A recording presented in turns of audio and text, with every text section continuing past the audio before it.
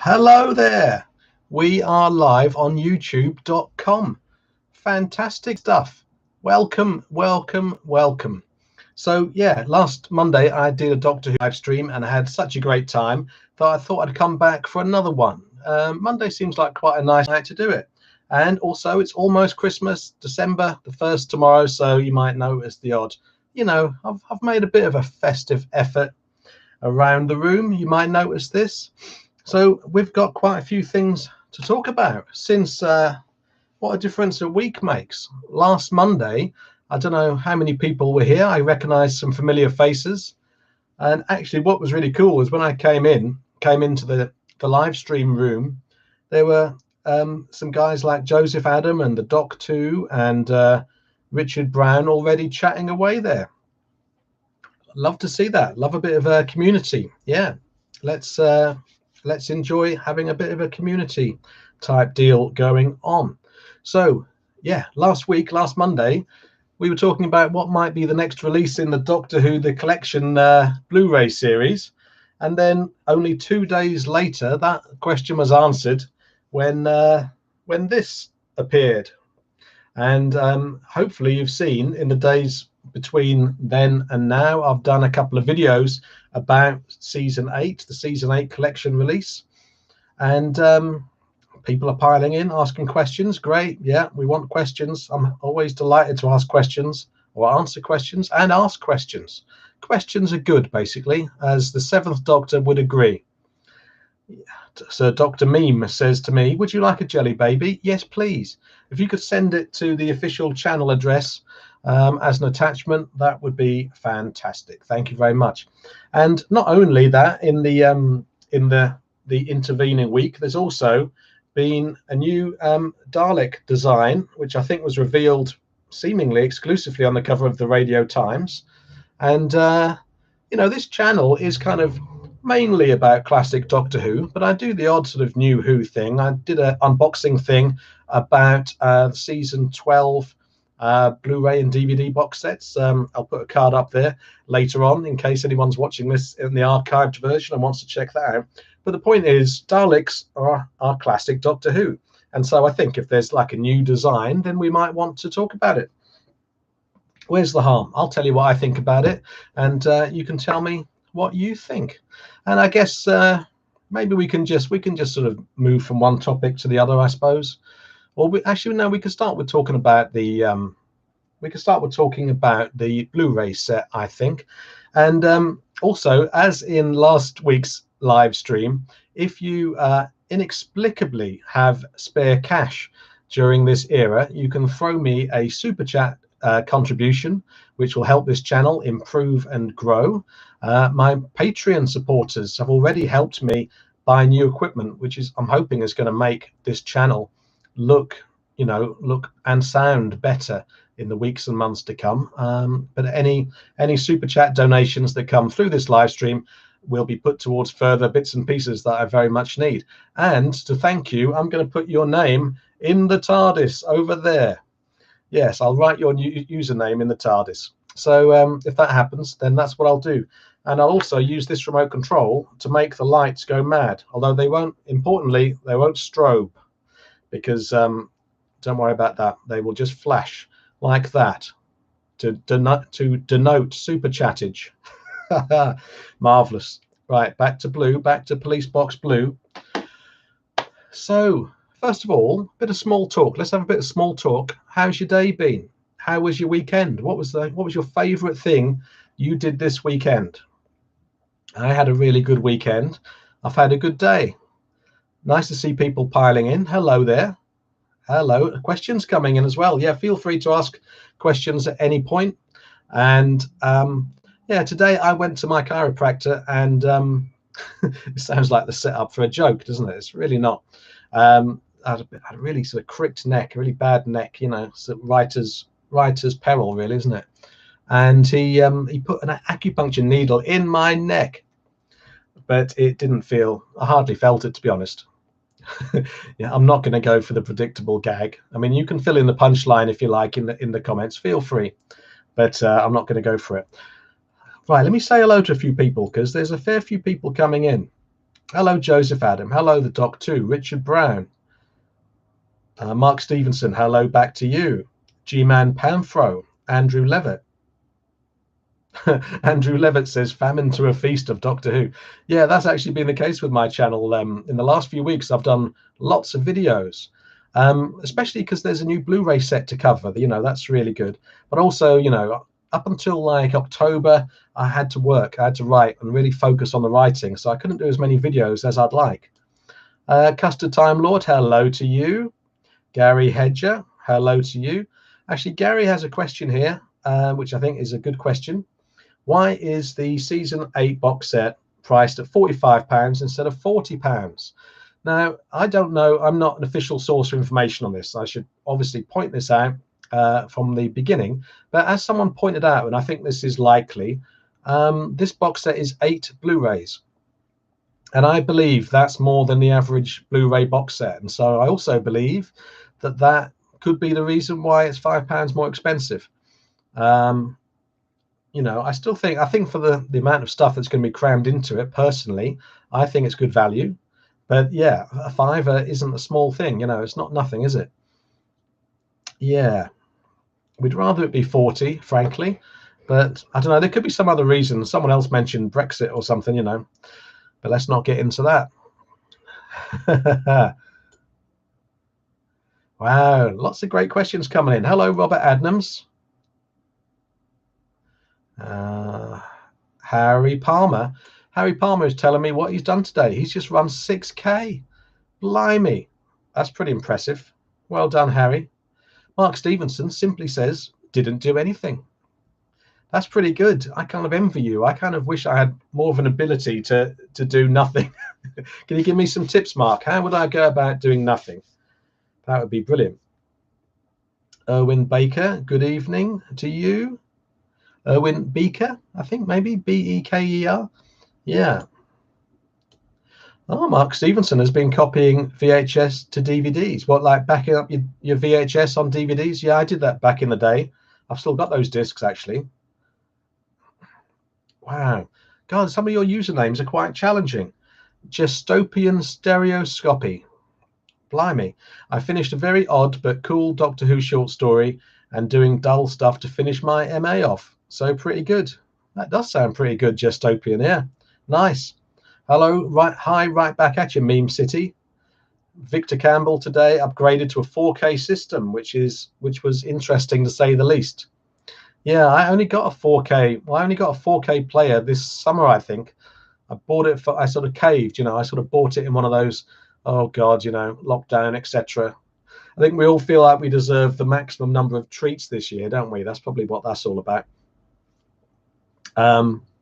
Yeah, but I'm really happy I got it. I also got a multi-region Blu-ray player. It's the same machine. It's a multi-region Blu-ray player and a 4K thing, and yeah, it's really nice to be able to play, because I have a few American Blu-rays that I've never been able to play, but they just look really good. Like I bought Exorcist 3 on American Blu-ray before it came out over here via Arrow, in an excellent release, by the way. I love that Arrow release. Recommend that. I'll put a link down to it in the Blu-ray. No, I'll put a link down there in the video description, making a note of it there. That's how efficient I am. Let's see now. Let's see. I don't want to miss anyone else saying what they've been up to. No, there we go. Marvelous. So let's have a chat about this season 8 box set. I'm going to have a look through your new through your comments here.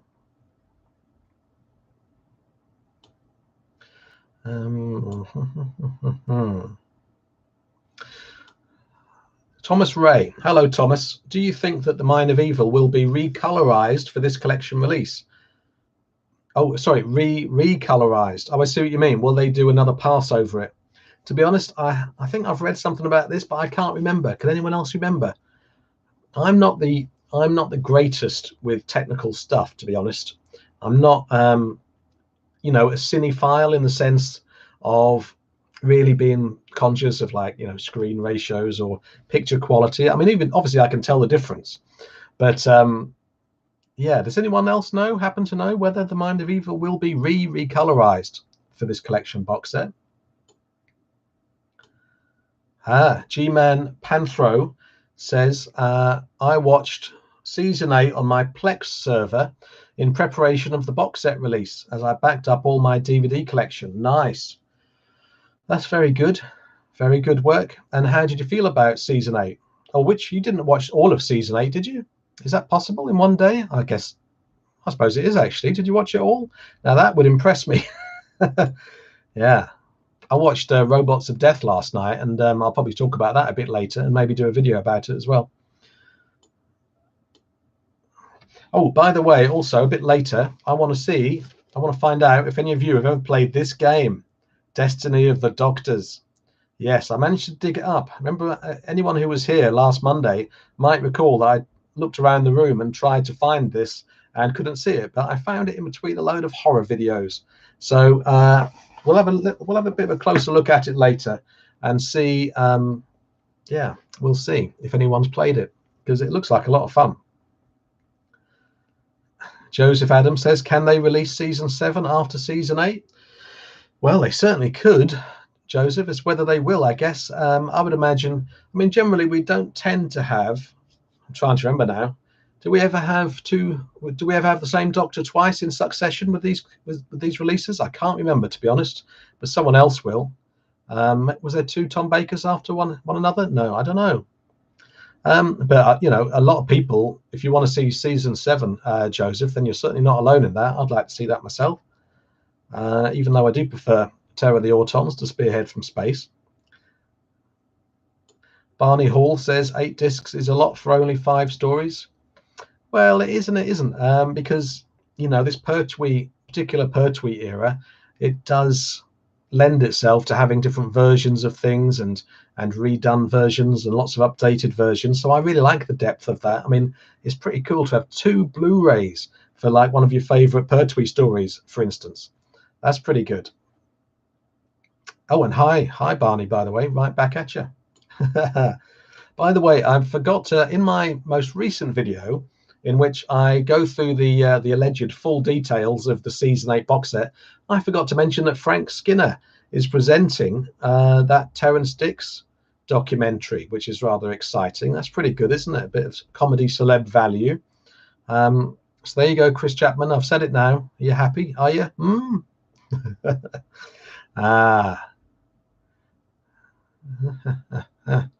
I recently got, says Meme City, the Waters of Mars and the End of Time box set. Oh, lovely. Oh, wow, Waters of Mars. There's a story I'd like to go back and see from like 2009, I guess, 2008, 2009. The Waters of Mars was a pretty scary piece of work. Those monsters, those water monsters, were pretty nasty critters. Doctor Who fan. Literally someone called Doctor Who fan. I like it. I remember you from last week, Doctor Who fan. How do the season 8 stories, in your opinion, compare to their target novelizations? Now, it's been too long since I've read the target novelizations to be able to tell you this, Doctor Who fan, but I think it's an interesting, I'd like to open that subject out to the floor. How does everybody feel the target novelizations compare to the stories? Are there a lot of differences? Because I certainly can't remember. I've lost my place. Wow, there's so many comments. Loving all these comments. Joseph Adams says the next Doctor I want to see is Emily Atack from In-Betweeners. Nice. Custard Time Lord says to me, he has a challenging question for me. He says, did you know about the season 8 box set last live stream, which was last Monday, when you said you didn't, as it was announced only a few days after? No, I literally didn't. I did not know. I generally, at the moment, I'd kind of like to try and change this so that I can prepare video content more up front. But I didn't know. I only found out, actually on this occasion, I found out the morning after. Yeah, like I found out on Wednesday morning. So I had to scramble and put together that news flash video, which you might have seen. It was interesting doing that video. It was something a bit different for this channel because it was like a minute long, basically news flash. What did you think of that? Was that welcome? You know, to get like just a video that doesn't have time to go into the details, but nevertheless gives you the news. So there you go, Custard Time Lord. Yeah, big cynic. Honestly, I swear I'm as honest as the day is long. 24 hours of honesty. Harry Palmer, eagle-eyed Harry Palmer, says, I'm loving the Who VHS in the background. Yeah, there's some sort of let me see, where is it? There's some up. It's really hard to work out where to put your finger. You can see some up there. Can you tell what covers there are? Can you tell what they are? If so, write them in comments. Let's have a look. Barney Hall is saying what he's done today. I finished making my beer advent calendar with my kids. And this is beer, not bear. It's like beer, not bear. Yeah, with my kids now. I'm in my break at work. Oh, thanks for joining us, Barney. Can't wait for the new box set. Yeah, me neither. I can't wait to get my mitts on that thing and do a lovely unboxing video for you. I'm hoping that, well, in fact, I will be able to do, all things going well, the next unboxing video in 4K, which will be nice. I think it's really good to do unboxing videos in 4K, so you can kind of almost see it as if it's like a real object right in front of you. Anthony Chapman, hello to you, sir. Andrew Levitt says, like the Joe and Cliff Jones and Autons in the season 8 trailer. Yeah, me too. I've now seen this trailer.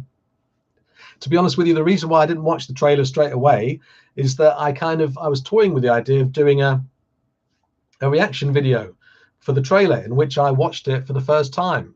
But then, you know, I kind of wanted to focus on the more kind of meaty full details video, which I did as a follow-up to that newsflash video, which felt more important, really. You know, I think that, you know, there's a fair few kind of reaction videos to the trailer around, and they're all very good, all enjoyable to see. I like a lot of other Doctor Who YouTube channels. Let's see, like, you know, the Doctor Who Guide and Adam Martin and Gallifrey 97. I was enjoying their coverage of season 8. So check out those channels if you haven't already. I'll have to give them a shout out actually in my community, in the community tab that we have here on YouTube. Mark Stevenson says, they will not release 4K Doctor Who, will they? Oh, Mark, I can hear the nervousness in your voice, even though you're writing that via text. Because every Doctor Who fan knows if they start doing that, we will have to start buying them. Well, actually, yeah, you know what? 4K Doctor Who has already begun, because there's a new Who 4K release that I saw in HMV, which I wasn't aware of, and I think it was for, I might have this title wrong, Twice Upon a Time. Yeah, that was 4K in HMV, so it's already begun. But yeah, imagine when we get to the end of the Doctor Who, the collection series, and then the 4K box sets come out. It's never ending, is it? It's never ending. You know I'll be sitting here talking about them, and so will you. Tragic, isn't it? Tragic, and yet brilliant. It's all very exciting stuff. There's always something new to look forward to, always, no matter what. Joseph Adams says, Jason, they should bring back Joe Grant meets 13th Doctor. That'd be nice. Yeah, that'd be fun. Geeky Jess, good evening to you, Geeky Jess. Thank you for joining us. Dr. Meme, Sir Dr. Meme, sorry, not just Dr. Meme, but Sir Dr. Meme. Do you think season 6 will get a Blu-ray collection release, despite the Space Pirates missing some episodes? Well, I mean, it seems, again, I should stress repeatedly that I'm not an official source of information at all for this. I know nothing about what's coming up, honestly. Basically, I'm someone who just kind of grabs hold of the news, tells you about it, and then gives you my thoughts, I suppose. So I kind of experience it pretty much at the same time as you. But getting back to that, I mean, it seems that, I would imagine that the team will leave the Patrick Troughton episodes as far back through the, those missing Patrick Troughton episodes as far back in the schedule as they can, in case the episodes are discovered, and or to give them time to create animated versions of those stories. But you know, season 6, I'm pretty sure we'll get a Blu-ray collection release. I mean, even if it has to be in a 2 or 3 years, and it's like, you know, telesnaps, I guess. But I'm sure they're going to animate. I would imagine they're going to animate everything. They're certainly going about it pretty well. They seem to want to, don't they? G-Man Panthro says, need a surround system, including Dolby Atmos. It's a must for 4K movies. Yeah, I bet, actually. Jeff Dunn. Hello, Jeff. How you doing? I remember you were with us last Monday, weren't you? And you told us how you bought Doctor Who Revenge of the Cybermen on VHS when it came out back in the day. And I couldn't find mine at the time, but here it is. Yeah, look at that. Oh, look at that glorious rental sticker there, eh? Yeah, we like that, don't we? Fantastic. Yeah, now I did a video about this. I'll put a link up in the video description. Sorry, a link down in the video description, so you can see the very old video that I made about this. Although, to be honest, it was pretty old. Well, I mean, I say old, it was like a year and a bit ago, and so the filming and everything wasn't quite as smooth. Well, I say smooth. It was less smooth. It was more rough than it is now, the production value. Yeah. Although, as I say, I want the production values of this channel to improve over time. You know, yeah, isn't this beautiful? We'll get back to the season 8 box set in a minute, but you know, wow. I mean, I know all the stuff is wrong. The wrong logo, the wrong Cyberman, the wrong title sequence. Yeah, but still pretty marvelous, isn't it? Unfortunately, my box is broken in the middle there. See that? But still, you can't tell when it's closed, and that's the main thing, isn't it, eh? Oh, I can't even close it now. God, it's so, because the thing with this is that the cover is printed on to the actual plastic. This isn't a sleeve of the old school VHS style where you can pull the thing out, where you can pull the sleeve out. No, absolutely not. But because of that, it makes it really brittle, because you know the cover is the case. They're indistinguishable, and it's made from very, very brittle plastic. Oh, look at that! Look at that! I don't know.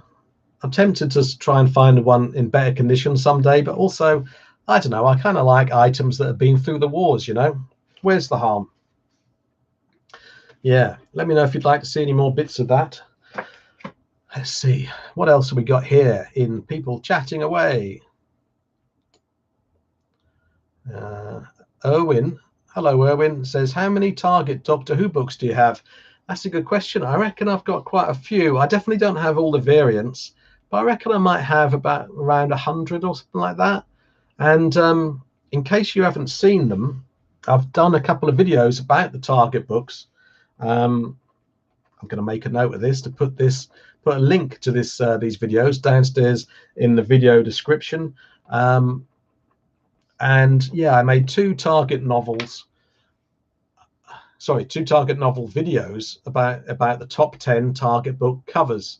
I don't know why I did it in 2 videos really, but nevertheless I did. And so one video has the top 10 Target book covers chart from 10 to 6, and then the second video goes from 5 to 1, and you'll have to watch those to find out what they are. But if you're watching the archived version, I'll do my best to put a link down there and maybe a card up there as well.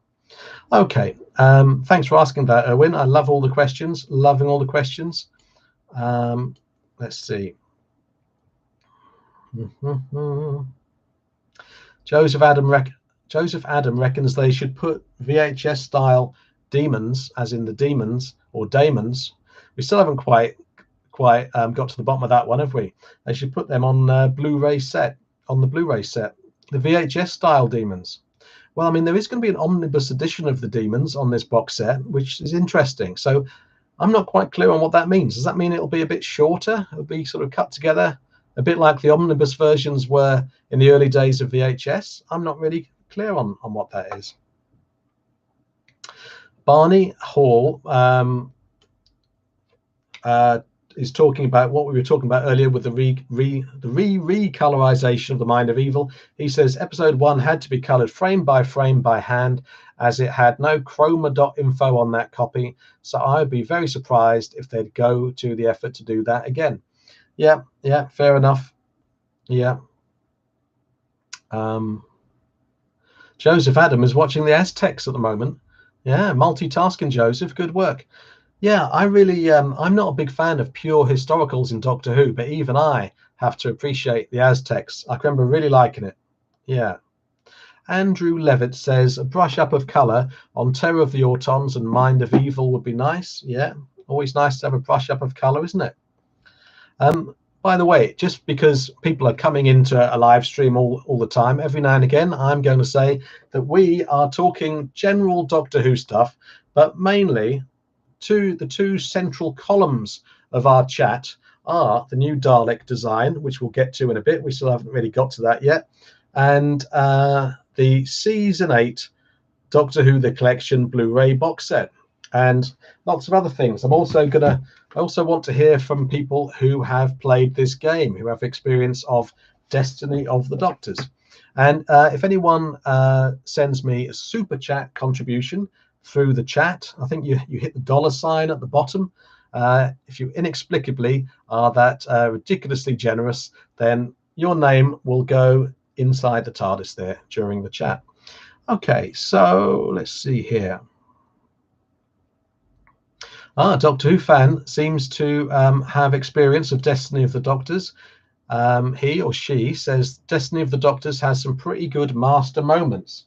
Yeah, because the master, I believe, is this the one? Yes, Anthony Ainley's Doctor is in this. There he is, looking a bit evil. Yeah, interesting. It looks interesting. I mean, the graphics look pretty good. I mean, this was back in 1997. Wow. I don't know about you, but I always get a bit of a kick when there's a collage of Doctor Who monsters who don't belong together and have never been together in a TV serial. Is that just me? Let me know. Yeah. Oh, look, there's Anthony Ainley looking a bit frosty. Very frosty indeed. Anyway, let me just have I want to catch up on comments. Let's have a look. Harry Palmer has Mind of Evil info. That's right. I remember now. Thanks, Harry. Mind of Evil is being partially redone. They're going back to the midpoint of the last effort and picking up from there. Follow Peter Crocker on Twitter for more info. Peter Crocker. Okay. Is he on the restoration team, Harry? I don't know the name. Claws of Axos and the Mind of Evil, says Anthony Chapman, are Doctor Who gold. Season 7 next, please. Yeah. When all of this Season 8 stuff settles down, by the way, I'm going to do a follow-up video to my video that I did a couple of weeks ago called What Next in the Doctor Who The Collection series. And everyone voted for what they would love to see next if they had the choice. And so I'll do a video on which was your favorite, your most desired release. I'm not going to tell you now, obviously, otherwise that would ruin the video. Yeah. Let's see. Barney Hall flips back over to Destiny of the Doctors. He says, I had that game. Was awesome. The clues given by the Master were way too cryptic, almost impossible to work out. Was it a bit like Ted Rogers on the popular 70s/80s TV game show 321? Yeah, you're probably too young to remember that show, Barney. Yeah, and that's probably very fortunate for you. Let's see here. Wow, I've got so many things to catch up with. I'm really sorry. Inevitably, in a chat like this, I will miss people saying stuff or asking questions even, and I apologize in advance. But I will, at the end of every live stream, I do go back and read through everything. So your comment will at least be read eventually, if not tonight. Yeah. It's Barry Pook. Marvelous. Along with Harry Palmer, Barry Pook is one of my Patreon supporters. So hello, Barry. How you doing, mate? Great to see you. Yeah, my Patreon people are marvelous Marvelous people, and they've really helped this channel.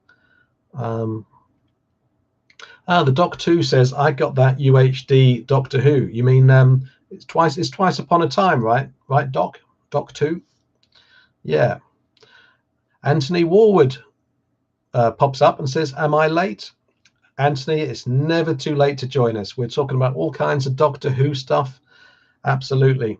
Jack S says a similar thing. Hey, Jason, just joined. Missed anything? Yeah, we've been talking a bit about like season 8 mainly, but you know, it's all just fun chat, really, isn't it? And we'll certainly do a bit more. Whether or not I will go to 2 hours like I did last Sunday remains to be seen. But I'm certainly enjoying it, and lots of chat to be had. Let's have a look. Mark Stevenson, yeah, says, I heard Web of Fears coming on Blu-ray. Yes, that's right. I posted on the community tab about that on my channel here at YouTube. And yeah, it seems that they're bringing out Web of Fear with pretty much as it was, except the missing episode 3 has now been animated. So that's interesting. I mean, to me, it doesn't seem like all that long since the first Web of Fear release came out, right? Was that like 2 or 3 years ago? How do we feel about that? That's an interesting topic, and I may well do a video about it. Now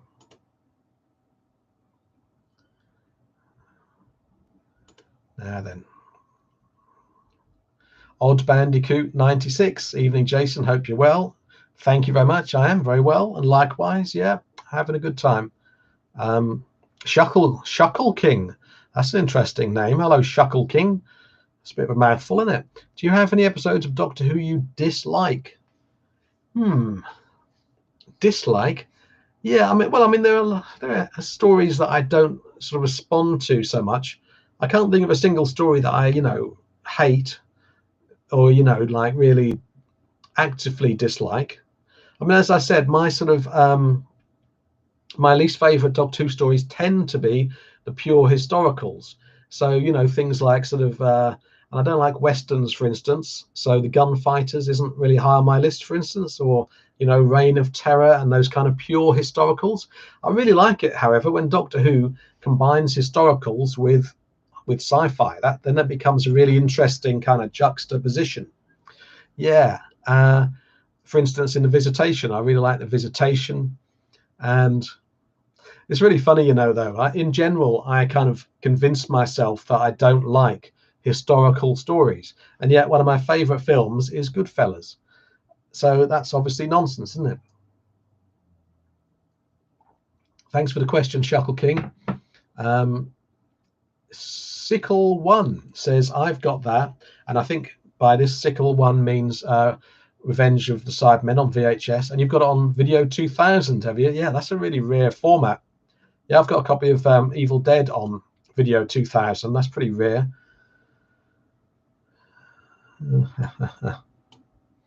Shipwreck Studios. Hello, Jason. It's Cliff Shelton. Cliff is also one of my Patreon supporters. Great to see you, Cliff, as always. Thank you. Thank you for your support, and thank you for coming. Wow.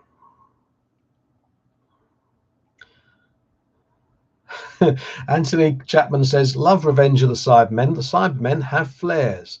They do have flares, don't they? Yeah. Andrew Levitt says, had Web of Fear on VHS and DVD now. Oh, so did you have on VHS? I'm assuming you must have had one of those Telesnap type VHS releases. Cool. Cool VHS box, says Erwin, referring to this in case, let me just show any latecomers this again, this lovely Revenge of the Cybermen box. Yeah, Mark Stevenson points out that thing I just showed you, Revenge of the Cybermen, came out on Laserdisc as well. Yeah. Andrew Levitt says, US VHS all have cardboard slipcases. Yeah, they do, yeah. I must admit, US VHS look quite nice, but oh my God, I can't get into collecting anything else. I mean, the DVDs look quite nice as well. Some of them have got nice artwork, but, honestly, you have to draw the line somewhere, don't you? Do you? Yes.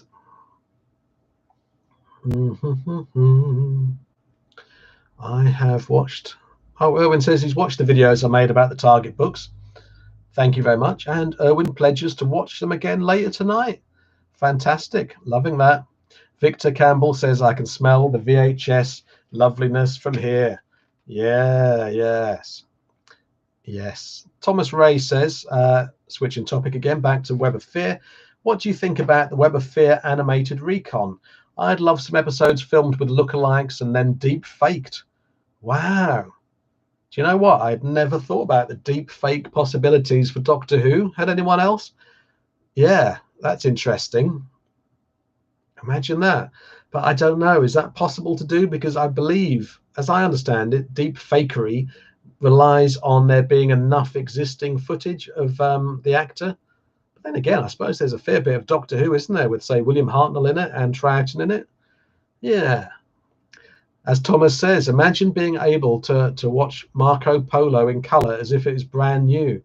Yeah, wouldn't that be nice? And how terrible is it? How tragic is it that all that beautiful stuff? I mean, Marco Polo, I mean, to be honest, I can't be a hypocrite and say that I would be dying to see Marco Polo because it's a pure historical. But no, actually, I would be dying to see it because it's been missing. And if it came up, if it surfaced again, it would be like a long lost artifact, wouldn't it? I'd certainly want to watch it at least once. Mark Stevenson says to me, what version of the Master do you like, Jason? I like several versions of them. I mean, actually, I can't really think of any that I don't like, but that's not really the kind of answer you want. So, I mean, my absolute favorites, to be perfectly honest, and Roger Delgado is brilliant, but I didn't grow up during his era, and so I was more, I've kind of presented this theory, haven't I? I think I was on about this last week, that as fans, by and large, we kind of tend to attach ourselves to the first example of something we see, a bit like, baby birds, imprinting on their mothers or other birds or whatever. And yeah, my first Master I saw was Peter Pratt's Master in The Deadly Assassin. And oh my God, I mean, in terms of the way the Master looks, that has to be my favorite Master. That Master is so cool. He is so scary. I still find him pretty scary now. I mean, especially those early shots when he's underneath the Capitol in his little hidey hole, skulking away like some kind of horrible spider. And he's got his ping pong ball eyes, and the scene is lit so well that his face looks like his ruined kind of face looks like actual flesh. It's crazy. Yeah, absolutely crazy. But I also love Anthony Ainley because, again, Anthony Ainley was in my time, he was like, my Master, or at least my non-skeletal, wizened Master. Yeah. But I like lots of other I like all the other Masters too, honestly. I'm not just saying that for the just to be nice, but I can't think of any Master that I don't like. I think the show has chosen Masters pretty well. And yes, that includes Eric, what's his name? Eric from the TV movie who played the Master. Eric Andrews? Why can't I remember his name? Anyway, let's see here. Shipwreck Studio says, I'm keen. That's Cliff Shelton. I'm keen to see The Mind of Evil recolored. Yes, absolutely. Geeky Jess has a question that a few people have asked me. And, it's occurred to me that I really should do a video about that. Sometimes I miss the really simple stuff that people are actually interested in. So never feel, afraid to say, why don't you make a video about this? Or I'd really like to see you make a video about that. Anyway, Jess is saying, I can't help but notice a Cybermen head behind you. It looks great. It does look great, doesn't it? Where did you get it from? When? I've been meaning to ask. Yeah, I got it from, it's definitely a replica head. It's from when I got it. I reckon it was quite a long time ago. I reckon it was about 10 years ago. And I got it from a place in Brighton, which I love. I could make a video about this place. Well, not at the moment, but I could eventually, called Snooper's Paradise. Anyone been to Snooper's Paradise in Brighton? It's like a really cool indoor retro antique type market, and it's the kind of place. It's one of those places with like glass cases, and most of the stuff is locked up. And so, if you want to see the more expensive things, you have to go and ask someone to come and bring a key over. It's so old school compared to shopping online, but so much. I mean, I like shopping online. Who doesn't, you know? But yeah, there's something about buying physical stuff, isn't there? I will do some kind of. I will either do a video about that head, Jess, or in the next live stream, when I don't have to go over there and sort of carefully extricate it from a load of tinsel and stuff, I will bring the head out and show it to you more in close up. In case anyone's wondering as well, the baby head, the baby head next to the daddy head, so to speak, is like a Cyberman cookie jar, sort of a ceramic cookie jar type thing, and I rather like it because it looks kind of, I can't remember, it looks kind of earth shocky, really, doesn't it? I don't know, or either that or the invasion, I don't know. Yeah, thanks for asking, Jess. Yeah. Let's see. DMF says to me, "Hi Jason, they showed an edited version of the Demons Christmas 1971. I remember it well as it was the first time I saw Doctor Who in colour." Yeah, an edited version of the Demons at Christmas 1971. Does anyone else remember this? Thanks DMF for that. The Doc 2 says, "Jason, have you ever seen the Reanimator horror films, and did you find them funny?" Yeah, I really like Reanimator. Reanimator is a really good sort of horror comedy from the mid-80s. It's pretty gory, pretty funny, and pretty. It seems pretty outrageous at the time. It was actually cut in this country. The original Reanimator. There was a bit involving the Doctor's severed head and Barbara Crampton in a perilous position, and yeah, that is a bit in that film that anyone who's seen the uncut version will certainly know all about it. It certainly brings new meaning to the word head. So I didn't like The Bride of Reanimator so much, I don't think, the Doc 2, or indeed the Jail sequel, the third one. I mean, I don't mind them, didn't hate them, but you know. Sickle One is watching the Sensorites on BritBox at the moment. Good fun. Yeah, I do. I often do this sort of thing with live streams myself. I kind of use them as like a radio. You know, I kind of don't look at the screen and just have it on as a radio thing in the background, which I like. Paula Bell, hello Paula, welcome. Hi, hope you're well. I've currently been doing a marathon of every Big Finish Dalek story. Wow, that must be keeping you busy, Paula. What's been your favorite so far? Shipwreck Studios says, "I think this was," and by this, Cliff there is talking about Destiny of the Doctors, I believe. He says, "I think this was Anthony Ainley's last appearance as the Master." Yeah, that's a shame, isn't it? Yes, Anthony Ainley left us far too soon, as of course did Roger Delgado. How terrible. Harry Palmer says, "I used to play Destiny with my sister." That's the same game we're talking about there. 1997. I adore it. So what's it like, Harry? What sort of game is it? Is it like a graphic adventure game or what? Oh, Ryan McGiven, in the very next comment from Ryan McGiven. Hi, Ryan, says, "Hi, Jason. I've played Destiny of the Doctors a while back. The cutscenes were funny." Oh, so there's cutscenes, I see. "But the game was hard. I had to mod the game just to complete it." Yeah, someone else was saying this. Who else said that earlier about how the Master's cryptic questions were just impossible?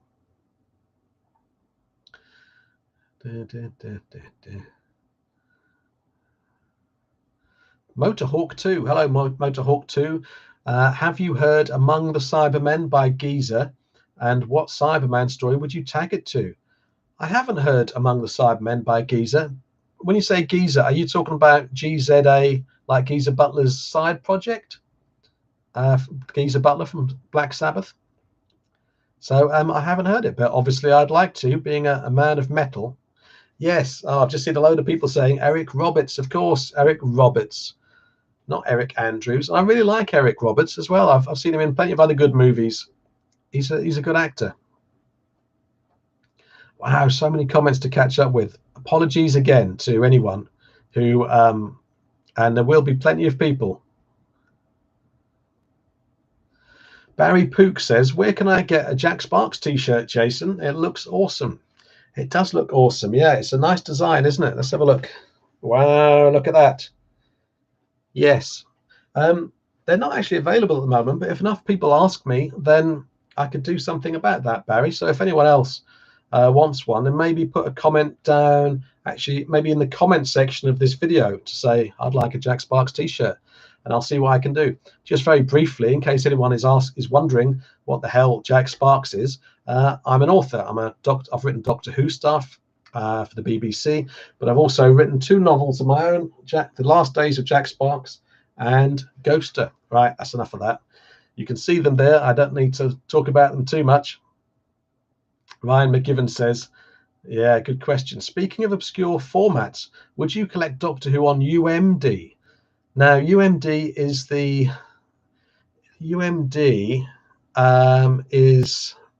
yeah, I can remember what UMDs are. They're like, I think I've got an Evil Dead UMD over here.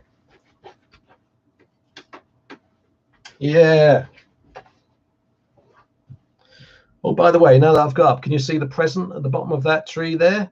Isn't that cute? You see, no amount of detail spared for you guys. It's Christmas in this house, and Christmas starts here.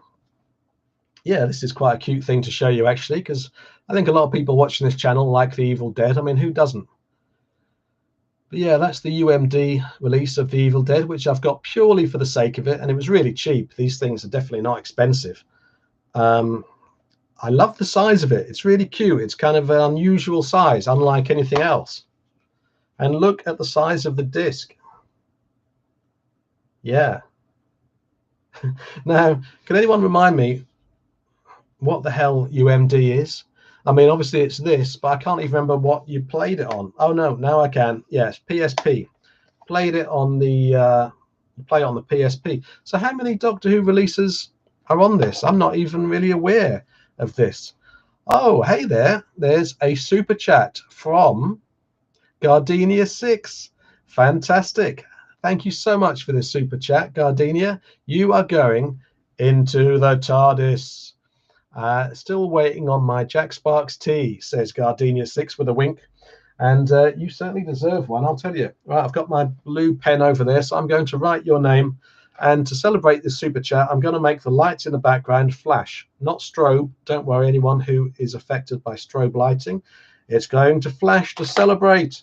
Yes. So UMD, how many Doctor Who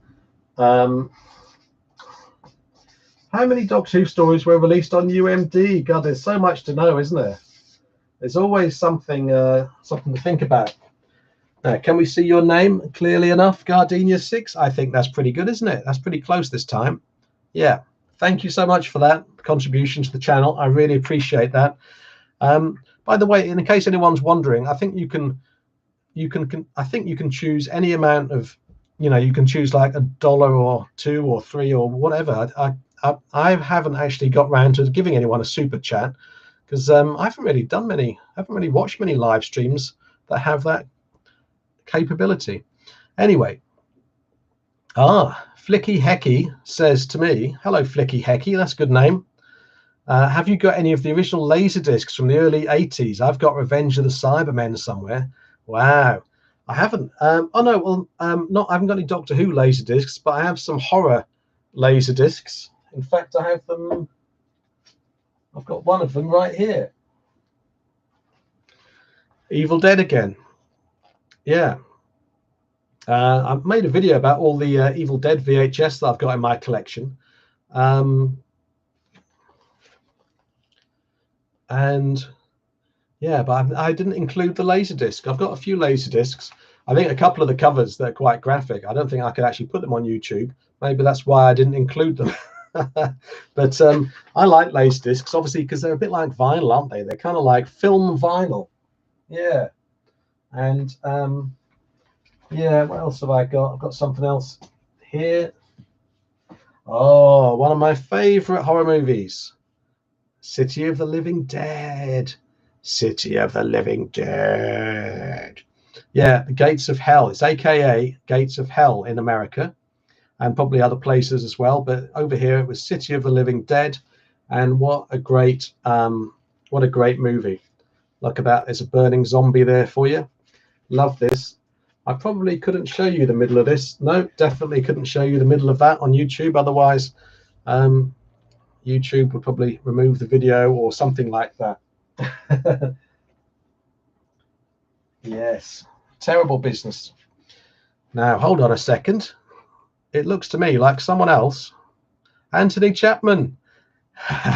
Anthony Chapman has sent me a super chat contribution, and he says, I just want my name in the TARDIS. Well, Anthony, guess what? It's going to happen. It's going to happen right now. Oh, I forgot to stop the lights flashing, didn't I? I'll keep them flashing in your honor, and then I'll stop them after I've put your name on the board. Thank you, Anthony. Let me just get someone's question going here. Yeah, DMF says, Roger Delgado will always be the master for me. He used to scare me more than the monsters. Yeah, I mean, he is definitely scary. I mean, you know, the master's basically the devil, isn't he? I mean, yeah, and he's never more devilish than in the demons in this forthcoming box set. Shipwreck Studios says Delgado is the gold standard. Right, Anthony, no more waiting about. Let's get your name in the TARDIS. Anthony Chapman. Marvelous. You liking the bits of the Christmas touches there? Always a pleasure, isn't it? Always a pleasure. Thank you so much, Anthony. Appreciate that. Let's see. Lots of people still saying Eric Roberts to me.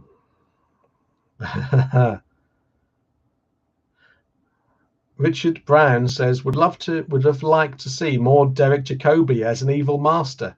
Can't stand John Sim, unfortunately. Oh, that's a shame. I like John Sim, and I must admit I did love Jarek Jacobi. Yeah, he's great, Derek Jacobi.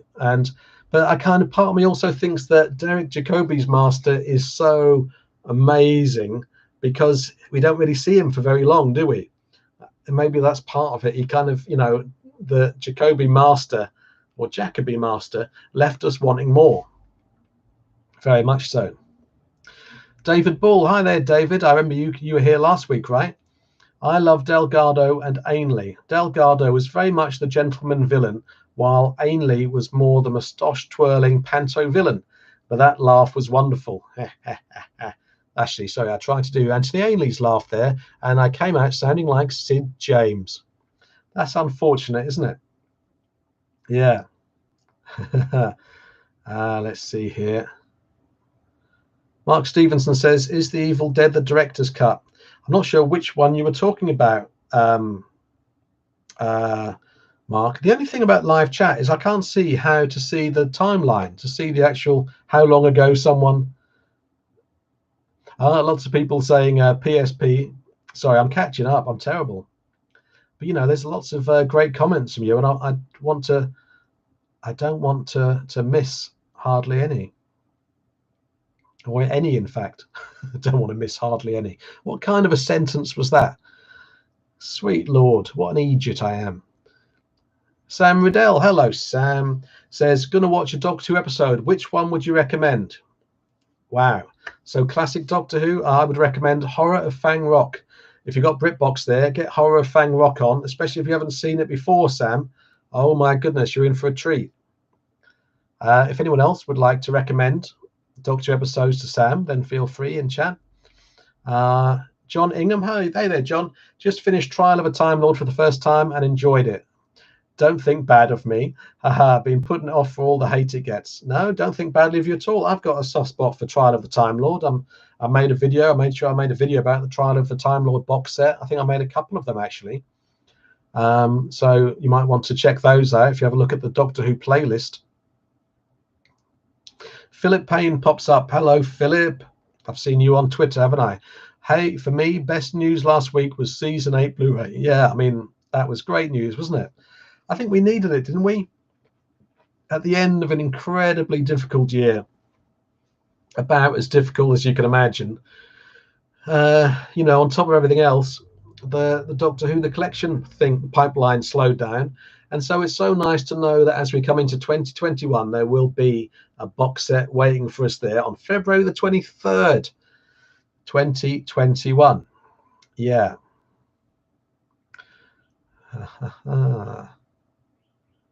Mark Stevenson says, I love Nightbreed. Oh, yeah, the Clive Barker adaptation movie with Derek. Derek. Sorry, I got confused there. I almost said Derek Cronenberg. Now, I feel a bit like David Cronenberg wouldn't be quite so cool if his name was Derek. Let's be honest. Yeah. Yeah, and Shipwreck Studios loves the festive decorations. Glad to hear it. Very Christmassy. Our tree is going up this weekend. Yes, marvelous. I had to do it, and yeah, if I'm able to do another live stream in December, I'll try and make it even more Christmassy. Let's go Christmassy to the max, because I know I've got a lot more tinsel. Yes. Oh yes. Richard Brown, hello Richard, says Sid James as Doctor Who in Carry On Doctor. Absolutely. Ryan Tablet, hi Ryan, always good to see you. Love Horror of Fang Rock, he says. Ah, my man, what taste, what taste. G-Man Panthro says, my copy of Horror of Fang Rock is signed by Louise Jameson, as met her in Glasgow in 2009 at a convention. Yes. CMB76, hello there, welcome, thanks for joining us. Says, I recommend Spearhead from Space. That's for the benefit of the of Sam there, who was asking for a recommendation. Yeah, Spearhead.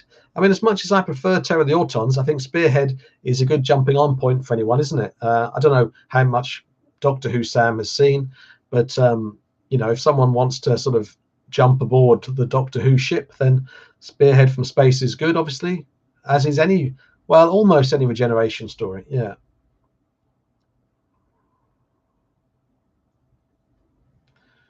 What was your Shuckle King says, what is your all-time favorite Doctor Who episode? I don't know, you know. I think it's very difficult. There's a few, but I'm thinking of making a top 10, my top 10 Tom Baker stories.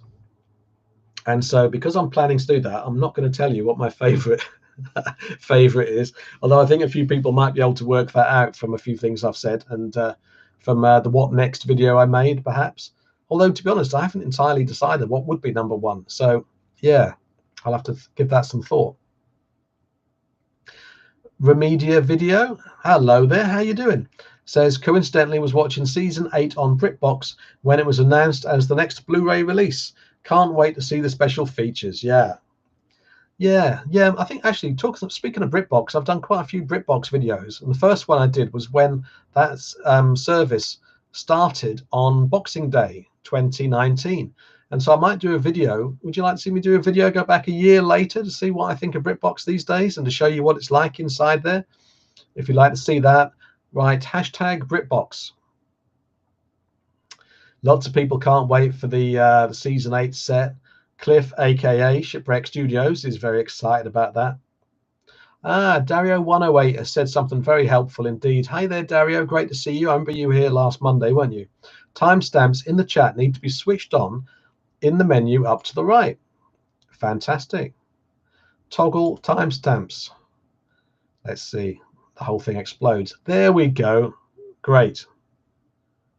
Yes, loving that. Thank you so much, Dario. I really appreciate that. It's nice to see, because I can compare it to what the time is now and work out how, you know, how long ago people said what they've said. Okay. Sorry, I couldn't quite answer your question there, Shuckle King. I mean, some of my favorite episodes include The Horror of Fang Rock, Pyramids of Mars, Earth Shock. This is classic Doctor Who we're talking about.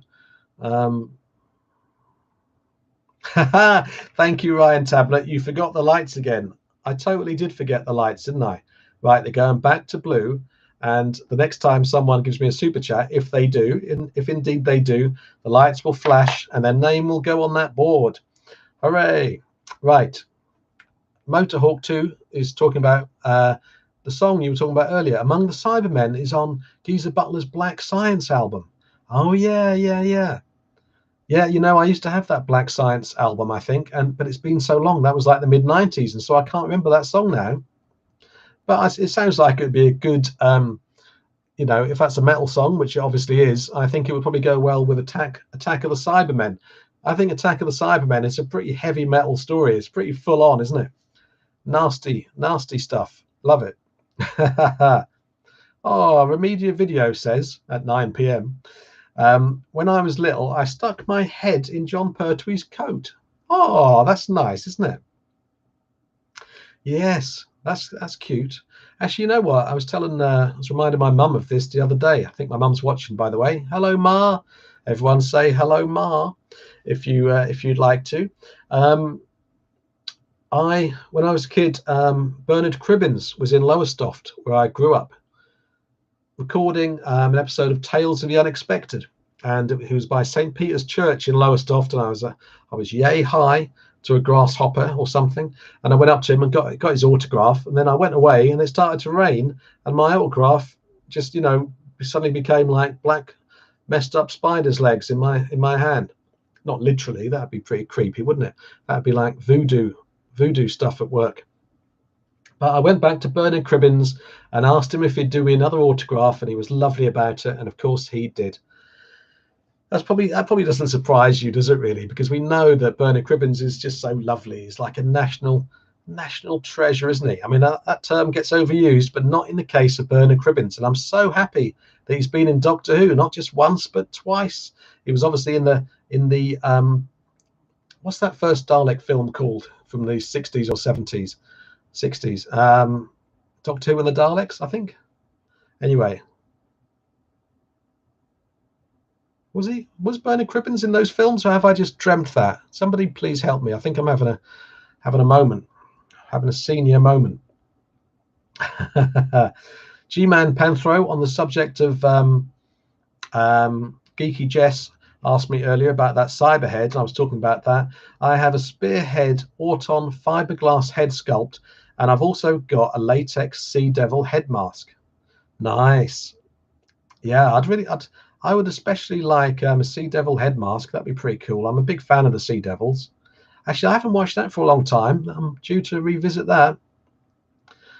Thank you to the people who wrote hashtag Britbox. A few people want to see me make that video. Mark Stevenson says, who's your best companion? Yeah, let's see. Who is my favourite companion in Doctor Who? Oh, I don't know. There are so many. They're probably all in the Tom Baker era, I guess. Because, you know, that is my favourite era, because that's when I first got into Doctor Who. It could be Leela, to be honest. Yeah, Leela's pretty hard to beat. But, you know, Sarah Jane Smith as well. Love Sarah Jane, obviously. Who doesn't love Sarah Jane, really? But I think Leela. Speaking of Leela, Harry Palmer says, I watched The Invisible Enemy after your one of your recent videos. Loved it. Great. I'm so glad, Harry. I'm glad you enjoyed that. Fantastic. Did I feel like I didn't answer a question there. Oh no, I did. Who's your best companion? Leela. Leela's just awesome. And last night, this is a good time to talk about this. I threatened to, didn't I? Last night I watched The Robots of Death all in one go. And this has always been one of my favorite stories. But you know, sometimes you watch, when sometimes you watch a Doctor Who story and that you've seen before, or maybe you haven't, and you're like you're watching it because of the hype or otherwise, and it's kind of disappointing. You know, it's not quite what you remembered or what people said it was, but Robots of Death, I think it stands up incredibly well. And I kind of fancy doing a video about that story because obviously it's a bit late, seeing as the season 14 box set came out in May, but you know, what the hell. I did do a video about the Mask of Mandragora, by the way, from that box set, just like a classic Doctor Who revisited style video. If anyone wants to seek out that in the Doctor Who playlist on my channel. Paul Whitehead, hello there. Thanks for joining us. It's a great time to be a Doctor Who fan with all these box sets and steelbooks coming out, which I've pre-ordered. Hooray! It's hard to resist, isn't it? And it's Christmas. So excited for season 8 and really hyped for Revolution of the Daleks. So excited. Fantastic.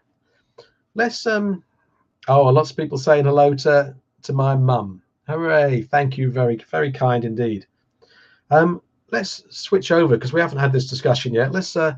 we're going to keep talking about season 8, let's be honest, because we love that, don't we? And I'll happily talk about whatever else you like, but this would be a good point. I'd like to hear what you think of this Dalek.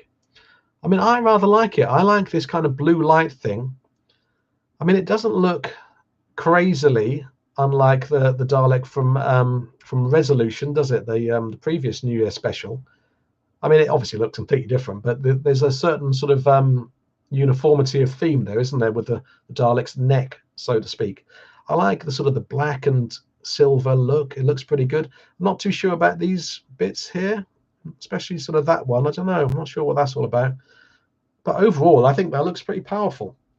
And to be honest with you, you know, when something in the show is changed, I never think to myself, oh my God, they've changed the Daleks or the TARDIS forever, because they clearly haven't, and there'll just be a new version. And also, I think that Chris Chibnall, I saw a quote, I think in that Radio Times feature from Chris Chibnall, the showrunner of Doctor Who, saying that, you know, these new Daleks are either temporary or they're not like a permanent replacement for standard Daleks, whatever standard Daleks are now. I'm not sure.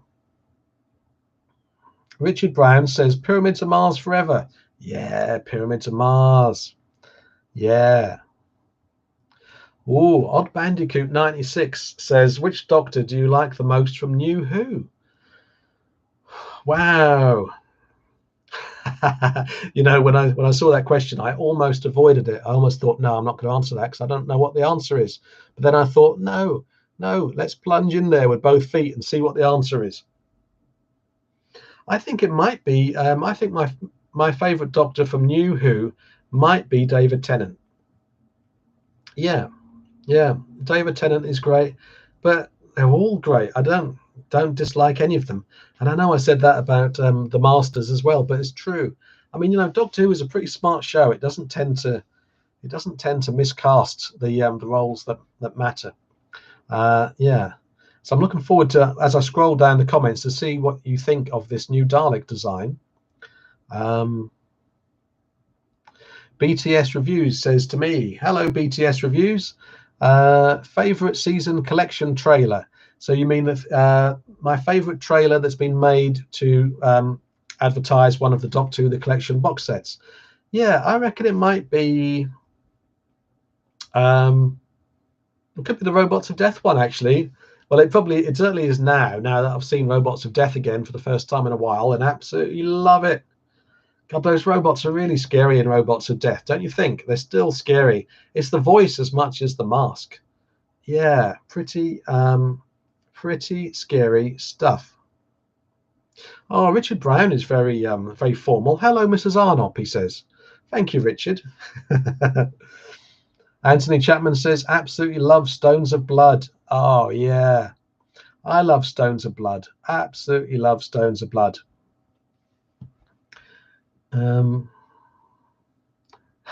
Motorhawk 2 says, did you ever find the TARDIS on the Iron Maiden vinyl covers somewhere in time and wasted years? No, I didn't. And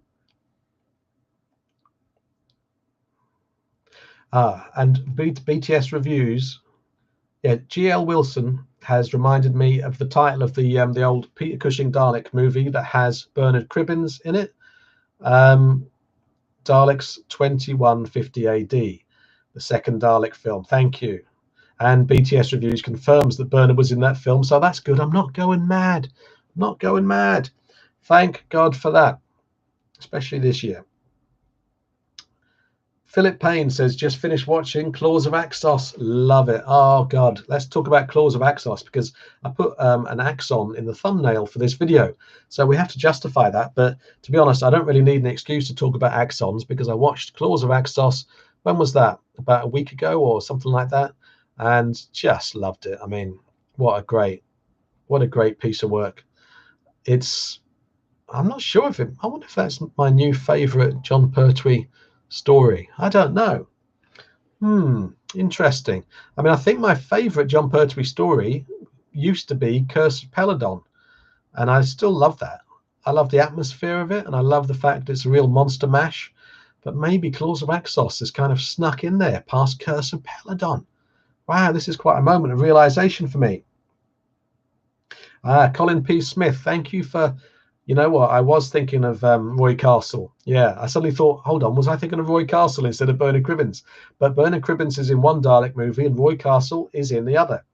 I've got a couple of lovely Thorny MI VHS releases of those Dalek movies, and that would be pretty cool actually to make a video about those. If you'd like to see that, if you'd like to see me make a video about the Thorny MI UK video releases of the Peter Cushing Dalek movies, then comment with hashtag Dalek VHS. It's always good to I like to canvass people to see, there's no point making videos that not many people are going to watch, really. I mean, sometimes I just make a video because, this is Jason Arnopp's terrifying house of obsession, and so it's about stuff that I'm obsessed with. But also, I want to make sure that I keep making videos that people want to see. So it's a balance, isn't it? Dario 108, Sarah Jane, he's got the worship, he's not worthy emoticon there. Lovely. Right, I'm going to have to scroll down a bit. I'm so sorry once again for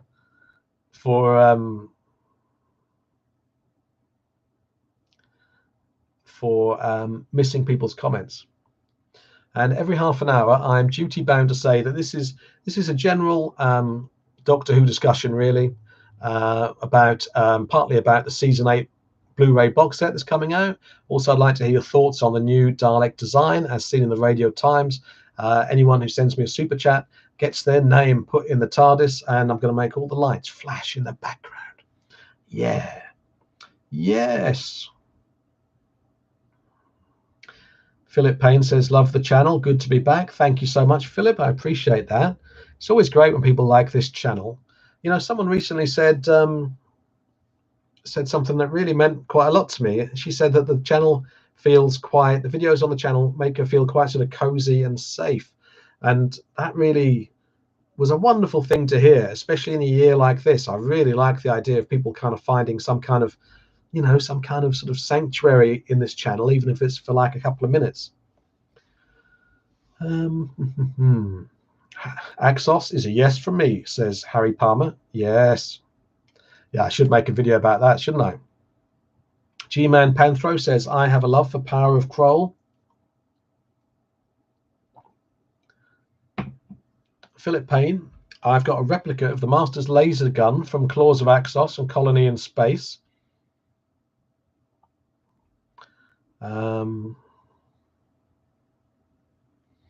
Richard Brown wants to see a video about the Thorny MI Dalek VHS releases. Nice one, Richard.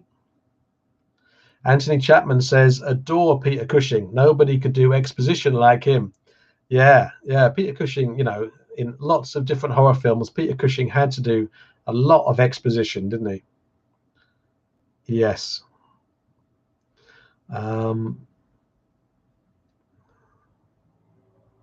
Jeff Dunn has got the Thorny MI release. I think we want to see a video about your VHS collection, Jeff. You sound like you've got quite a lot of Doctor Who VHS stuff. Mark Stevenson says, I read that they're not using the police box anymore. Is that true, Jason? I've got no idea, but I very much doubt it, Mark, to be honest. I think maybe it's a bit like I said about the new Dalek design. If they change anything like the TARDIS, then, after a while, everything really reverts back to the classic look at some point. Even if the great thing about Doctor Who is if you don't like any aspect of it for a while, then it's going to change again. That's the wonder of that show, isn't it? It's always changing. Ryan Tablet says, do you have any Doctor Who annuals? Yes, I do. Yeah, I just started collecting them. Yeah. Oh, they're great fun, aren't they, Ryan? The Doctor Who annuals. Yeah, I've got a fair few of them. Yeah, I mean, I got them as a kid, and I still have the ones that I had as a kid. They're lurking about somewhere, although they're not where I thought they were. But maybe there's a video I could make there about them, eh? Yeah, they're really nice. And I also really like the Dalek annuals from that period. John Ingham says to me, what is your favorite Cyberman design? Mine is the Earthshock ones. Yeah, absolutely. Yeah, you and me, John, against the world. Now, I mean, lots of people like those Cyberman designs, don't they? But Yeah, I mean, I love that stuff. I love Earthshock and Attack of the Cyberman and Silver Nemesis. Love those Daleks. Love David Banks's performance. That's, to me, I know this is heresy for some people, but it's the ultimate Cyberman voice for me. Love it, that kind of booming power. Even though he's saying things like, excellent, more power, explode the bomb. Love it. I've got a picture of me with David Banks somewhere when I went to the Who shop in wherever that is, Dagenham or something, is it? And I think I met David Banks and Gabriel Wolfe at the same event and got them both to sign stuff. Was anyone else there at that event? Paul Whitehead has an interesting question, and one I would like to open out to the floor. If you could see a classic companion return, who would you pick? And Paul says, I'd pick Ace. Yeah, I mean, that would be interesting, wouldn't it? Yeah. And obviously Sophie Aldred, I would imagine would be potentially willing and certainly able to do that. So that would be nice. Who else? Anyone else? I'd like to hear which classic companion you'd like to see return. I suppose we have to keep it within the realms of something that would actually be possible to happen. Unfortunately, but it sounds a bit like Alan Partridge there, didn't I? Yes, we'll keep it within the realms of something that could happen. The Jedwardo. Hello, the Jedwardo. Welcome. In the past month, I've lost the. Here we go. I'm back. In the past month, I started collecting Doctor Who: The Collection. So far, got 4 out of the 8, including the season 8 pre-order. Well done, well done. If anyone hasn't got the season 8 box set, by the way, if you're watching either of my videos are made about season 8, then you can pre-order that box set by going down in the video description. I put a link down below, and if you do use my link, then my channel gets a small commission at no extra cost to you.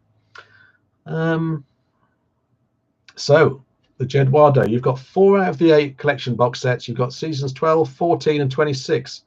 Any idea where to get the other half in any way? Yeah, I know. Yeah, well, it's good that you've got season 12, because that's probably, I don't know, is that the hardest one to get hold of now? Maybe 19 is now just as hard. I don't know. I mean, how to get the other half? I think it's a matter of, do you know how to set up alerts on eBay? Set up eBay alerts. Search for Doctor Who: The Collection season 19, and then you see all the results, and then there's a heart there at the top of the window, and you click on the heart, and then you click on something else, I think, and then it will send you alerts when new items pop up, newly on eBay, matching those search terms, and so you get another chance to, well, it depends what the price is like, but that's one method. Get those eBay alerts going, Jedwardo. Ryan McGiven. I met the guy who played the lead Axon a few years ago. He was really nice to talk to. Marvelous. Yeah, his voice is great. His voice is one of the really good things about the many good things about the Claws of Axos, because he sounds so calm and so sort of dispassionate and so somehow just really alien. Yeah. How and where did you meet him, Ryan, if you don't mind me asking? Was it like an event, or was he did he stagger up to you in a pub and go, hello, I used to play the Axon bloke in Doctor Who? Geiger Punk has joined us. Hello, Geiger Punk. How are you doing? Everyone, I would like, if anyone watching likes retro gaming, especially on YouTube, then I would encourage you, urge you to click on Geiger Punk's name and subscribe to his channel. And I think you might enjoy, because Geiger Punk's channel is one of my very favorite YouTube channels. Certainly, marvelous retro gaming coverage. Right. Jason, please repeat everything since 9 p.m. at 1.5 times speed. Everything since 8 p.m. I'll have you know. But all this stuff will be archived. That's one of the nice things about YouTube archives rather. Everything gets saved, and then people can watch it afterwards if they miss it. Yes, I noticed that people aren't saying too much about the Dalek design. I'm not sure. Maybe we have. It's interesting actually. Maybe we have like a mainly classic Doctor Who crowd on this channel, which is fine, you know. And maybe people aren't really bothered about the new Dalek, or they don't like it. And but who says? Someone just said something about the Dalek.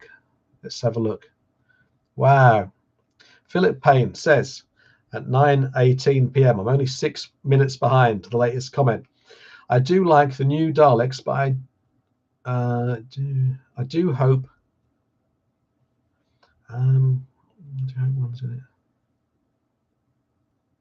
think there must have been some kind of typo in that, Philip. Well, I'm glad you like them. That's good. It's good to see someone say they like them. Lovely. Hello, Tom Curley. Excellent. Excellent. Yes.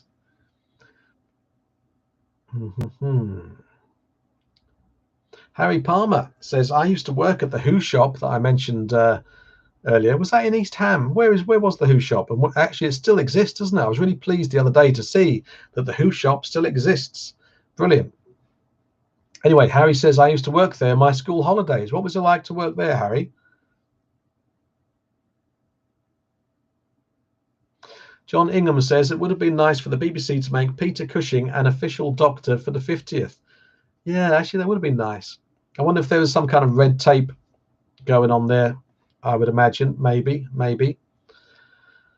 Who shop is at East Ham, says Mark Stevenson.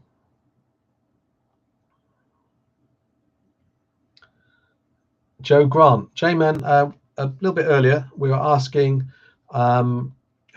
which classic companion you'd like to see come back to the new series. G-Man Panthro says Joe Grant. Yeah, that'd be cool. Shipwreck Studio says I'd love to see Fraser Hines. Geigerpunk says, anyone noticed the new Dalek had a line of spheres down the front where they previously had two panels forming a ridge? Oh, well, let's have a look at the Radio Times cover that I've got on this here iPad. There we go.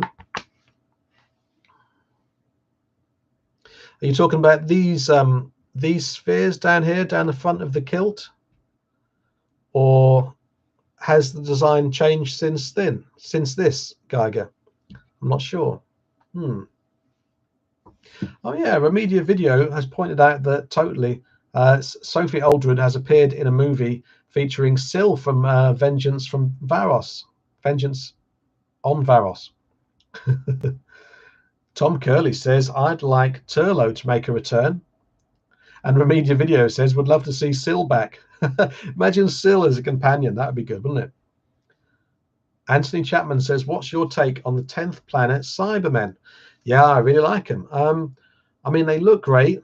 They've kind of, got a bit of an accordion going on there, but I don't think it's a design that, even though it was in whatever that was, 1966 or something, it's not a design you can make fun of these days. They still look really cool, I think. They look creepy. I mean, they got bandages around their head and metal.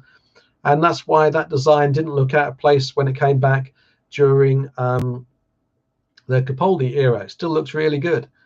Their voices are a bit odd. Probably not my favorite Cyberman voice. The way they speak, they sound a bit like Michael Palin in a Monty Python sketch for my liking. Sorry if anyone loves that cyber voice. I mean, I don't hate it. I think it's not one of my favorites. But I like the 10th planet, obviously, and I like those Cybermen, and I love that snowy atmosphere. Cybermen in the snow appearing from behind the TARDIS. Oh, that's pretty cool. And it also kind of lent quite a retro feel to Attack of the Cybermen, didn't it? CMB76 says that he too would say Ace. He would nominate Ace as the companion that he'd like to come back. Ryan McGivern says, I'd go for Nyssa. Really great companion, yeah. Geigerpunk chimes in after Tom Curley said, I'd like Turlo to make a return, to say, yes, I like Turlo as well. I mean, Turlo was an interesting character, wasn't he? I mean, you don't really say what you like about Turlough, there was something very different about that character, you know, Mark Strickson's character, because I don't think we'd ever had a companion who was in two minds about whether to kill the Doctor or not. That's pretty cool. Yeah, he was interesting. I mean, maybe that, like a lot of sort of ongoing subplots in Doctor Who, maybe that wasn't fulfilled to its greatest potential, but Turlough was good, and I think he was a pretty good actor, actually, Mark. Yeah. Kai Sandbrook. Hi there, Kai. How you doing? Seeing Ace return would be great, but Fraser Hines is still doing some splendid work in short films, so maybe a quick Jamie return could be possible. Yeah, I'm sure. Yeah, I'm sure Fraser would probably be up for that. Janet Fielding offers the Doc too. Yeah, I mean, I think wouldn't it be nice to see Tegan come back and tear the Doctor off a strip?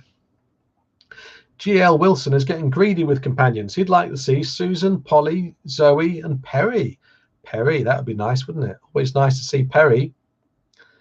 Geiger says Turlough and Nyssa would be great. Lovely.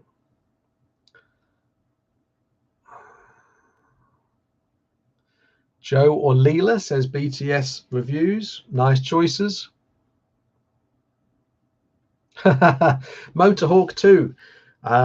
My metal pal says I would pick Susan so she could have a regeneration and pass on the role to someone like Honeysuckle Weeks. That's an interesting plan. Tom Curley says I always wanted Duggan to be a companion. Sadly, I think Tom is probably too long in the tooth now to bring him back. Well, who knows? I mean, Tom was, as we know, Tom was up. He was in fine form, appearing in Day of the Doctor. Duggan, of course, is I believe the cop from City of Death, right? Yeah. Anthony Chapman says, I've lost my place. I've lost my place. Wow, there's so many comments. Anthony Chapman says, I'd like to see Ian and Barbara back. BTS Reviews says Leela could have been in the season 12 finale. Yeah, that's very true. Wow. It's super chat time. Somebody has given me a super chat contribution to this channel. Let's see who it is. It's Shipwreck Studios. Thank you very much, Cliff, as if you're not generous enough already. Thanks again for your great videos. Love them. Fantastic. Right, I'm going to make these videos flash, not strobe, to mark the advent of the super chat. Cliff, would you like Cliff Shelton written on there or Shipwreck Studios? I'm going to write Cliff Shelton. Yeah. Come on. Keep coming in. I like this topic of companions that we would like to see returning to the show. There we go. Thank you for that super chat, Cliff. Your name is in the TARDIS. You are literally stewarding the TARDIS along with Gardenia 6 and Anthony Chapman. What splendid fellows, all of you. Okay, getting back to chat, turning the lights back to blue. Fantastic.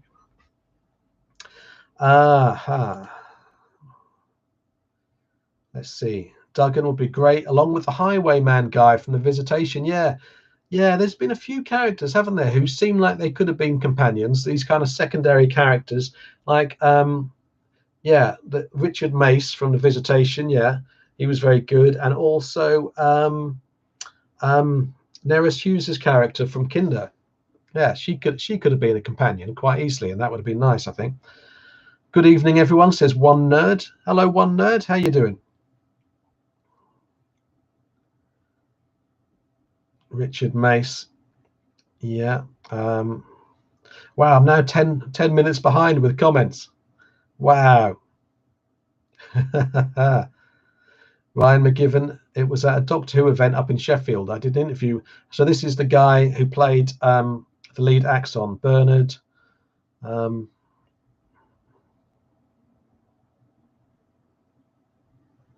Geiger on the new Dalek says, I'm not keen on the new design. Looks gawky and spindly, but I don't think the new series is for me. I'm waiting for a new showrunner to take the reins. Fair enough, fair enough. Tegan would be awesome as a returning companion. I like. Kai Sandbrook on the Dalek design says, I like the new Dalek design, but I'm glad to read it's not a permanent redesign. Yeah, it feels like a combination of the Resolution Dalek spliced with a classic design, not a permanent new look. Yeah, I mean, it's kind of, I mean, I suppose it's in the title, isn't it? Revolution of the Daleks.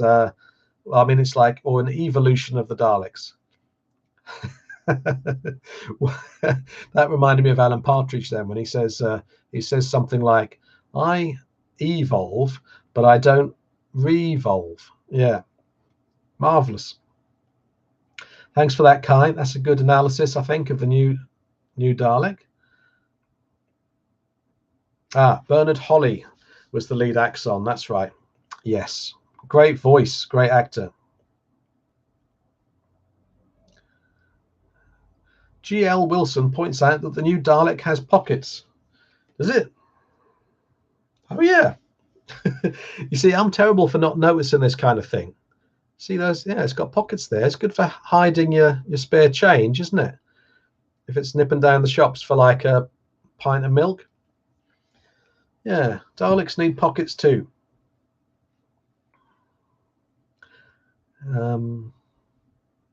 BTS Reviews claims that Stephen Moffat wanted to add posters of the Dalek movies in the 50th special, but they couldn't get the rights. Yeah, there's a lot of that going on, isn't there, behind the scenes of everything, especially when you're trying to do these kind of anniversary shows with everybody and everything in it.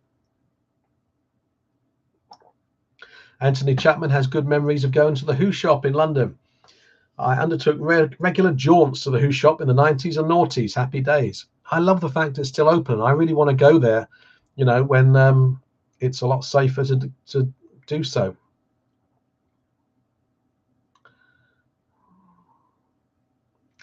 Geiger Punk says, comes back, he was talking about the spheres down the front. He says, yeah, there's a line of spheres down the front of the kilt, as you say, so there's an odd number of vertical lines now. It's a trivial thing, but wonder why they've changed that. Yeah, it's interesting, all these choices, all these design choices that get made. Ryan Tablet loves the David Banks cyber voice as well. Yeah, Ryan, excellent. The Jed Wardo says, what's your thoughts on the 1996 TV movie, and subsequently, what are your thoughts on the Blu-ray release? I like the TV movie.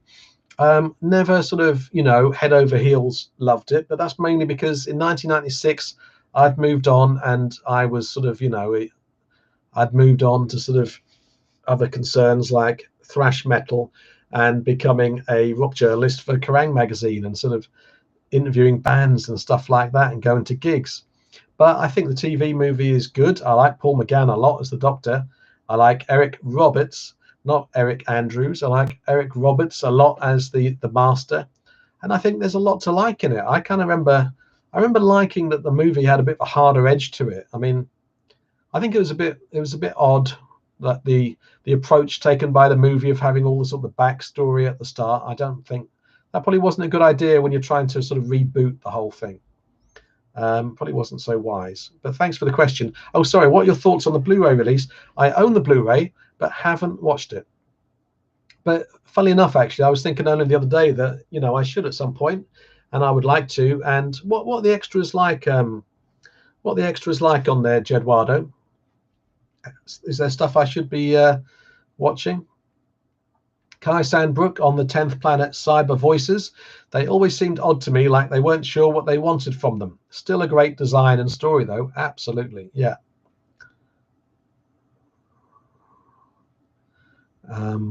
Motorhawk 2, perhaps very sagely, I might say, says, I will make my mind up about the Dalek when I see them on the screen, but the photo looks good. Yeah, I mean, I'm looking forward to seeing that Dalek. I want to see what it's like, yeah. I did like that scene in that New Year's special a couple of years ago, Resolution, with the Dalek fighting the tank. That was classic sort of stuff that kids are going to love, isn't it? And so that includes me, basically. Whoa, hold on a minute. 2 super chats have come in. Let's take these one by one. You unbelievable people. You lovely people. The first super chatter tonight, or the first super chatter here. Where's he gone? He's gone down into the...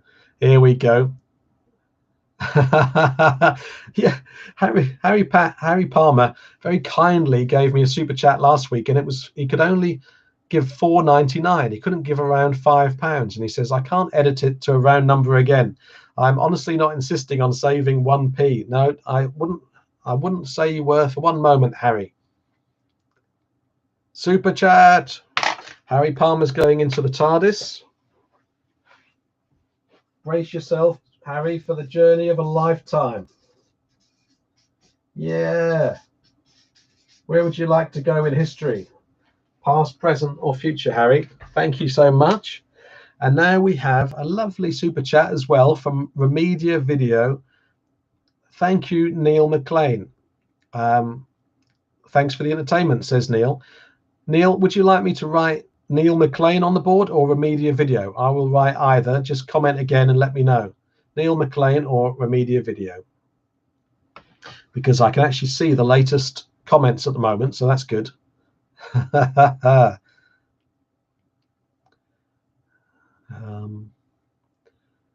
Marvelous. I'm going to keep the lights flashing until Remedia/Neil answers. Now let's have a look at. Oh, I missed quite a lot of questions. Missed quite a lot of comments.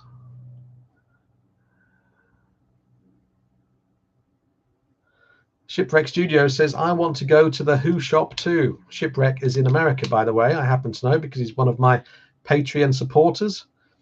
Never been to the UK, and I'd love to once this pandemic is over. I'll buy you a pint someday, Jason. Wow, that'd be good, Cliff. I'd enjoy that. And yeah, frankly, I'd just enjoy going to a pub again. That'd be lovely.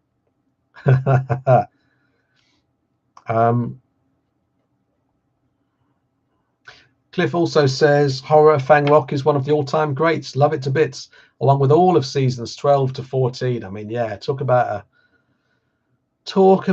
a golden age of Who. Yeah, more people talking about.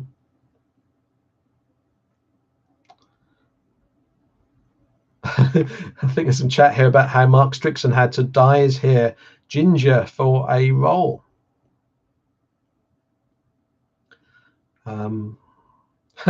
Geiger Punk says, on the subject of these Doctor Who companions that we'd like to nominate to come back, I noticed no one's nominating Mel.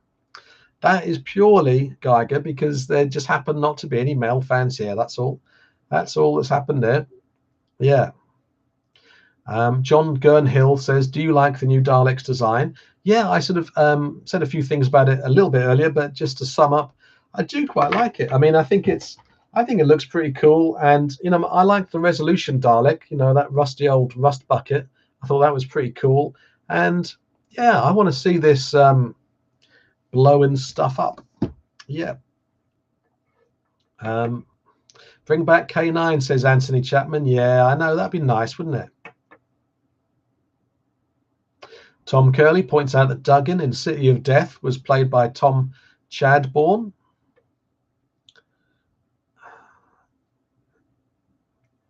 Richard Brown says, on a solemn note, pity that Harry Sullivan couldn't come back. I know. Ian Marter was taken so young, wasn't he? He died so young. That's so sad. I mean, Harry Sullivan was a lovely character as well. Geiger Punk says, on the subject of super chats, you need to sing super chat time like the old blankety blank super match time jingle. Oh, well, that's certainly tempting. Super chat time, super chat. That's a bit of a mouthful. Super chat time, super chat time. That's a good idea, though. Noted. Oh, that's lovely. Gardenia 6 welcomed Cliff to the TARDIS when I wrote Cliff's name on there. Yeah, Harry was awesome, says Shipwreck Studios. Miss Ian's writing as well. Yeah, loved his Target books. Did he write a Target book of the Sontaran Experiment and several others, didn't he? Actually, no, he wrote the Earthshock Target book, right? Or have I lost my mind? Have I lost my mind? It's possible. It's possible. I'm going to write. I haven't heard back from Remedia Video / Neil McLean. I'm going to write. Since you've written your actual name in the little comment that went along with the super chat, Neil, I'm going to write your name, your Neil McLean name on the board. Yeah. Let me make sure I get your name right, McLean. Neil McLean, you are going into the TARDIS.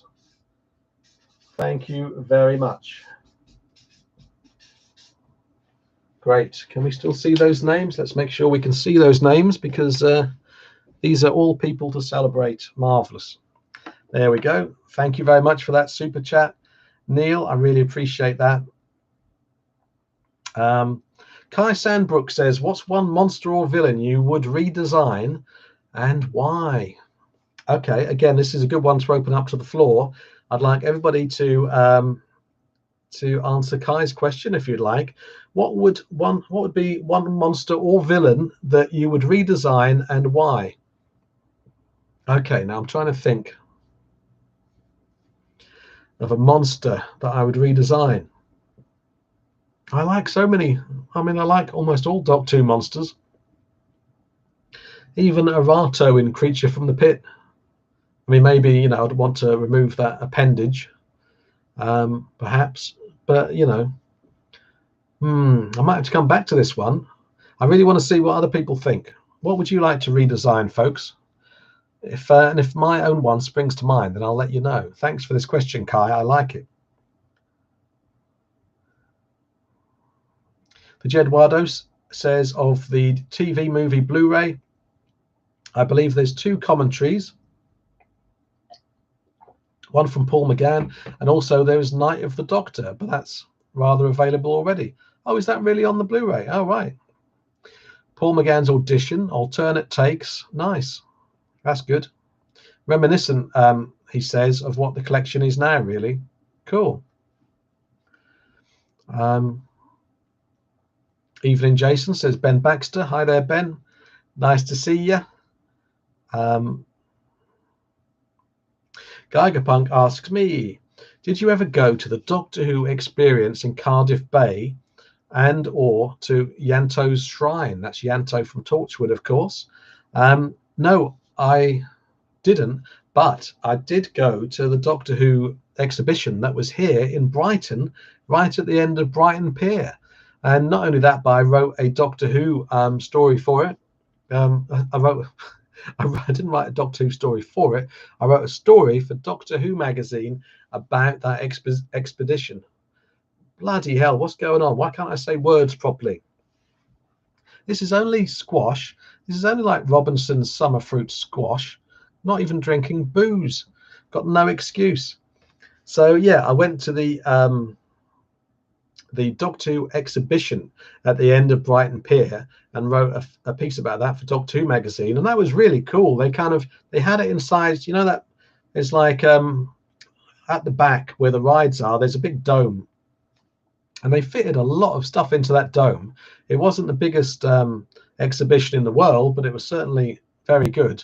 And it was it was like in 2005 basically / 2006 maybe, when the show came back. I can't believe that was 15 years ago, That's crazy. Absolutely crazy. Look out. There's a super chat coming in. And I didn't stop the lights today. Actually, I'm going to stop the lights just so I can start them again and celebrate this super chat. It's Ben Baxter. Thank you very much for this super chat, Ben. I'm going to make the lights flash again, but not strobe, in your honor. Your name's going on the board, and I like, Ben, that your name is easily memorable. Although, knowing me, I'll probably still misspell it. Honestly, supposed to be a writer, but Ben Baxter, you are going off on a journey through time and space. Thank you very much, Ben. I really appreciate that. Keep up the good work, Jason, he says. You lovely man. You lovely people. Thank you, Gardenia 6, and Anthony Chapman, Cliff Shelton, Harry Palmer, Neil McLean, and Ben Baxter. The lights go blue again. Super chat time, super chat time. super chat time. Actually, I think that might I can see that catching on. I'll probably get done for copyright on YouTube or something by singing that tune. Mark Stevenson says, a pleasingly random question. Jason, did you ever see UFO? So do you mean the TV series, or did I ever see the rock band UFO play live? Philip Payne says, I always watch your channel and enjoy your Doctor Who videos. Thank you so much, Philip. I really appreciate you saying that. It's great. It's great when people, you know, respond well to the channel. That's what every YouTube creator wants, you know. And I hope to be doing this for a long time yet. I'm going to try, by the way, I think, as I said last week, I'm going to try and release one Doctor Who video a week. Actually, there won't all be Doctor Who videos, but I think a fair few of the ideas I have are Doctor Who. There'll be a few things. There can also be some nice crossover things. You know, this channel is also about VHS, but you know, if I do a video about the Thorny MI Dalek movie VHS releases, and that's kind of a crossover, isn't it? A nice crossover. Yeah. Motorhawk 2 has a Doctor Who shop recollection. Earlier we were talking about the Who shop in London. Motorhawk 2 says, I used to get my Doctor Who merchandise from Who 1 Limited when it was Burton's Books in St Leonards-on-Sea, just along the coast from me, down here in Brighton. And I miss having a Doctor Who shop local to me. Yeah. You know, one thing I miss in Brighton, actually, well, it's still there, but it's changed. I don't even know what it is now, but there was a BBC, one of those BBC shops in Brighton, and they had quite a lot of Doctor Who stuff. But you know what? It was too expensive. It was like way over internet prices, and so it was kind of hard to support a shop like that. You know, not everyone can afford to. As I said about HMV recently, you know, I want to try and support HMV, even if their releases are more expensive sometimes. But you can't do that all the time, especially not in this kind of you know, this kind of era. That's a great memory. Thank you, Motorhawk 2.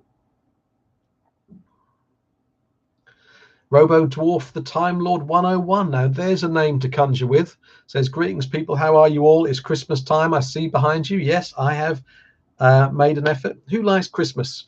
Write hashtag Christmas in comments if you like Christmas. I certainly do. I love it, and I can't wait for Christmas this year.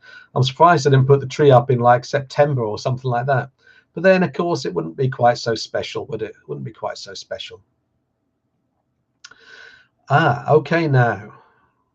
Anthony Chapman points out that Ian Marter, who we were talking about a moment ago, wrote the Invasion novelization. Yeah.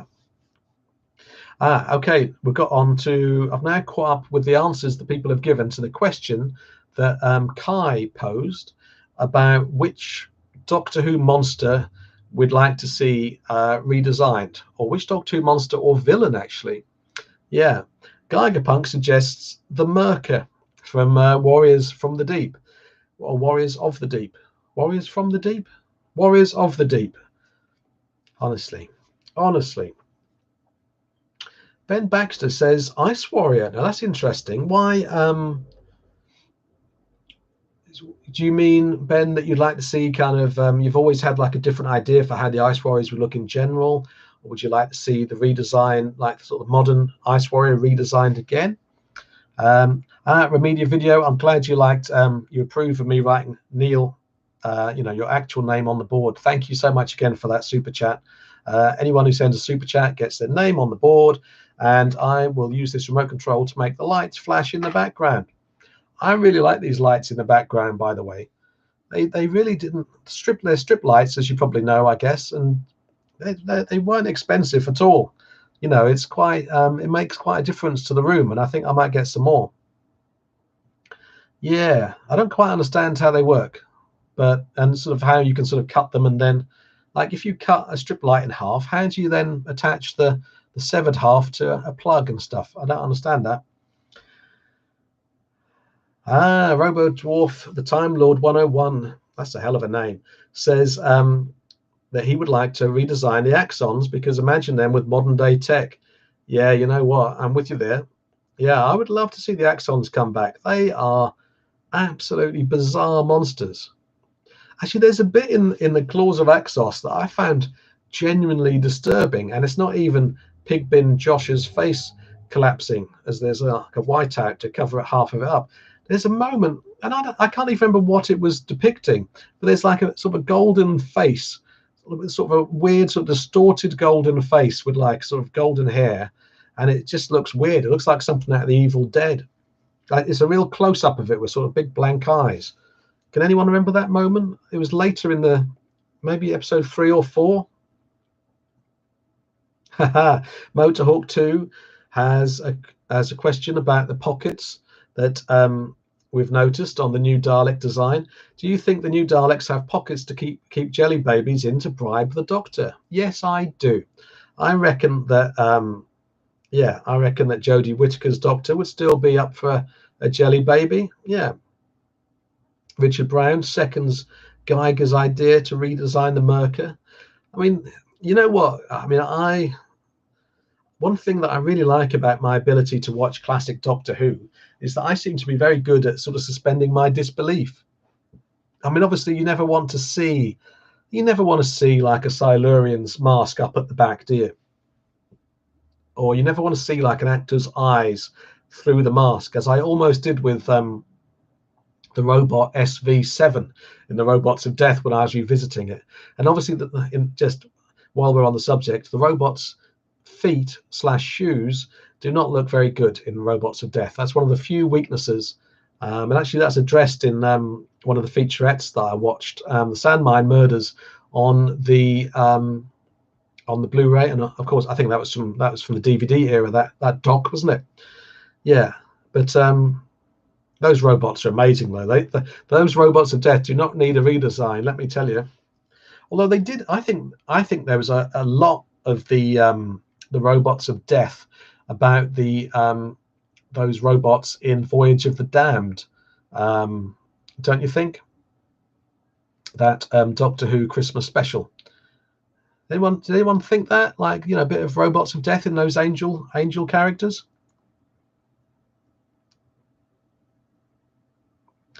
DMF says you like them because they were on the Doctor Who, which I'm amazed I haven't done a video about already, because I love those Doctor Who Weetabix cards and the board games that came on the back of the Weetabix boxes. Yeah. GL Wilson says, I'd like to see, if anyone's just joining us, by the way, we're talking about Doctor Who monsters that people would like to see redesigned in the modern day.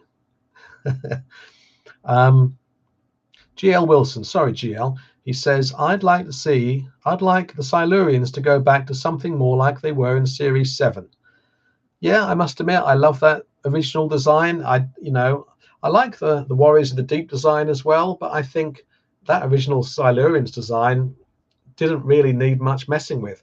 I kind of like the fact in Warriors of the Deep that the Silurians became a bit kind of, I suppose they effectively became quite cyborgy, didn't they, with the third eye that lights up. Oh no, actually there's a third eye. They have a third eye in the first story, don't they? Blimey. Thing is with Doctor Who, you know what? There's so much to remember, don't you think? I suppose I've never really wanted to have, well, partly because my brain probably couldn't hold it all. I've never really wanted to have like an encyclopedic knowledge whereby I remember everything, because it almost takes away the magic of it. Because I kind of like rediscovering Doctor Who, and it's nice to not see stories for like 10 years or 5 years or whatever, or 20 years, and then go back and revisit them. Yeah. Mark Stevenson says, not Zygons in terms of creatures that need to be redesigned. Yeah, absolutely. I mean, those first Zygons were brilliant. When they came back in the show, I think they look great. I like how they became a bit more vicious with all those sharp teeth. Nasty. Yeah, Zygons are a bit scary. Chris Brown says, the Robots of Death are due a comeback, I think. Would love to see a modernized effort of their design. I mean, fair enough, Chris. I mean, even though I just said that I don't think that they need modernizing, I wouldn't mind seeing what a designer would do with them now. I think they would keep the essential kind of Art Deco look of them. G-Man Panthro says, redesign the Warriors from the Deep Sea Devils back to their original design. Yeah, I mean those original Sea Devils were pretty good, but I like the Samurai Sea Devils from Warriors of the Deep as well. But I know what you mean. I know why you would say that. I mean the Sea Devils kind of, it's a very distinctive look, isn't it? In the original Sea Devils, I like both.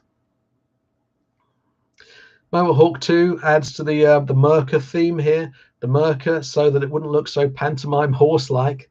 Yeah, I know. Yeah, I mean there are some Doctor Who serials that you could show to someone who'd never seen the classic show before without shame. And Warriors of the Deep, sadly, is not really one of those serials, is it? But I love it, honestly. I mean, I keep saying it, and it's so true. When it comes to Doctor Who, I am 12 years old, and I love Warriors of the Deep purely because it's got Silurians and Sea Devils in. I'm like a little kid going, but it's got Silurians and Sea Devils in it. That's really cool. And of course, you know, I can see, and no doubt when I next watch that serial, I will see issues with it and criticize it in my own head, but I'll still love it. Yeah. Geiger Punk challenges me to say, I've lost the comment. Where's the comment gone? Geiger Punk challenges me to say expedition, exhibition, exposition 3 times quickly. Expedition, exhibition, exposition. Yes. I've got my brain back. Hooray. Right, I'm now about 13 minutes behind with the comments. Victor Campbell. Hi there, Victor. Thanks for joining us. Big shout out for the Blackpool Doctor Who exhibition. Ooh, I bet that was good. The Jedwado says, I would redesign I find Slitheen to be quite hard to say. I would redesign the Slitheen to be less lumpy and almost very skinny with smaller hands and longer sharpened nails, the neck being longer and head being less cute. Yeah. I think there's a general consensus even among the people who made the show that the Slitheen were maybe not one of the show's sort of finest designs, but then again I think they actually looked pretty good, but it was sort of if I remember rightly, it was just the show was finding its feet in terms of how to blend prosthetic costumes with CGI. And I think that might have affected Aliens of London and World War III. Richard Brown says, I went to the Doctor Who exhibition and the Space 1999 exhibition, both in Blackpool in the 70s. Lovely. Richard, what was that like? Tell us about the Doctor Who one.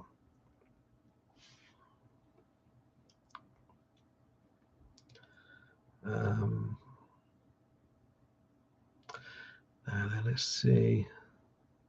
Robo Dwarf, the Time Lord 101 says, do you think there should be more Doctor Who shops? Yes, I think there should be one on every street corner, ideally. Yeah. It's a shame that there isn't a Doctor Who, well, there certainly isn't a dedicated Doctor Who shop in Brighton. You can imagine there being one. Maybe I should start one. Snooper's Paradise. Actually, there's a great stall in Snooper's Paradise, the place I mentioned earlier, the indoor market in Brighton. There's pretty much a Doctor Who specific stall in there that's got a lot of stuff. I posted a picture on my Instagram, and I think there's a link down in the video description right now to my Instagram account. So if anyone wants to follow me on Instagram, I've got one for me as an author, I've got one for rock, and one for retro. To be honest, I think I'm gonna push the retro and author Instagrams together, really. I might not need 3 channels, but the Jason Arnopp author account and the Jason Arnopp rock account are be great to have you following me there if you'd like to. And anyway, the reason I got onto that was that I posted a picture, probably a couple of pictures from that stall, that Doctor Who stall in Snooper's Paradise. Remedia video back on the subject of monsters we'd like to see redesigned, says this is Neil McLean, what was that strange dragon thing that Peter Davison attacked with a satellite dish? Looked like a pantomime cow. I would redesign that. Pantomime cow. I can't remember what that was. What was that scene? Are we talking about the Ergon in Arc of Infinity, or the Magma Beast, perhaps, from Caves of Androzani? Robo Dwarf, the Time Lord 101, has written #Christmas, which tells me he likes Christmas, or she likes Christmas. Fantastic. Glad to hear it. GL Wilson nominates the Merker for redesign. Mark Stevenson says, Jason, remember our price video? I do remember our price, and I've got I've still got an our price bag somewhere. It's quite nice, actually, you know, when I look at an old vinyl record and it's got an our price sticker on it or something like that. It's a nice bit of nostalgia there. Ben Baxter likes Christmas too. Yeah, go Christmas, Ben. Oh, Sam Riddell earlier in the stream asked for a recommendation for the horror for a Doctor Who episode to watch, and I recommended Fang Rock, the horror of Fang Rock, and he actually went away to watch it. Well done, Sam. And he says episode 1 was amazing. Can't wait to finish the story. Yeah. He says, I'll never get over Patrick Troughton, John Pertwee, and Tom Baker being in a row. Oh, God, absolutely vintage times. Sam asks who my first Doctor was, and that was Tom Baker. I think the first Doctor Who story I ever saw, and it's taken me a while to work this out because of a few repeats that then kind of muddied the waters of my memories. But I think the first Doctor Who story I ever saw was actually The Mask of Mandragora. And I think that's probably why I made a review video on that this year. I think, yeah, that was this year. Probably back in May, if you want to search it out. I've got various playlists on this channel. There's a Doctor Who playlist, a retro games playlist, a horror playlist, a metal and rock playlist, and you can find them by clicking on my channel emblem and clicking on playlists. Let's see. Ben Baxter clarifies what he meant about the Ice Warriors redesign. He'd like to see them more tech advanced. Yeah, that sounds interesting, actually. Kind of, yeah, icy cyborgs. Mark Stevenson says, Melker. Oh, you'd like to see the Melker redesigned? I like Melker. I think that's a lovely design. It's sort of like, I don't know, it looks like a piece of Spanish art or something. And is that because the designer based it on a piece of Spanish art? I'm trying to remember now. Oh, Robo Dwarf, the Time Lord 101 says, I've not seen the Claws of Axos yet. Oh, you see, isn't that wonderful to have these brilliant experiences that you still have to look forward to? I think you might enjoy the Claws of Axos, I reckon.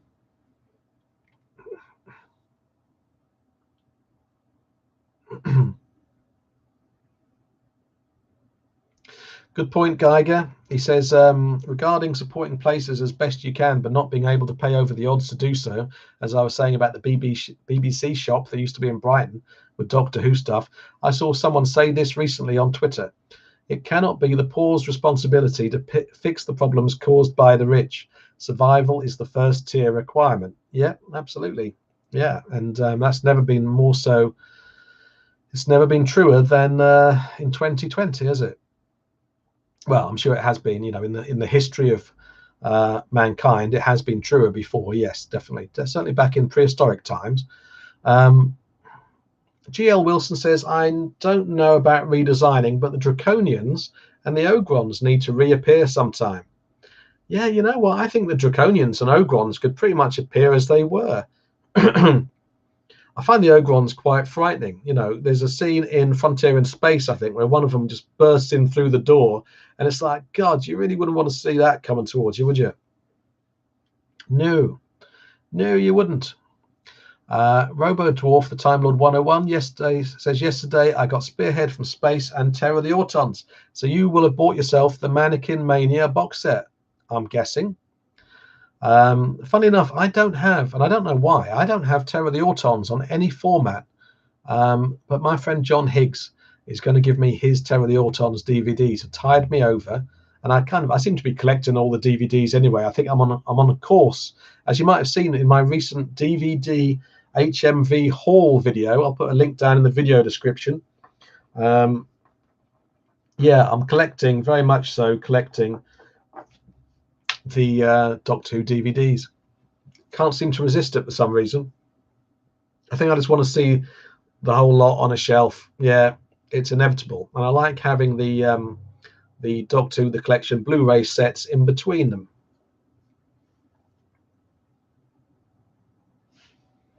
Philip Payne is glad to hear I'm planning to make more Doctor Who videos. Yeah.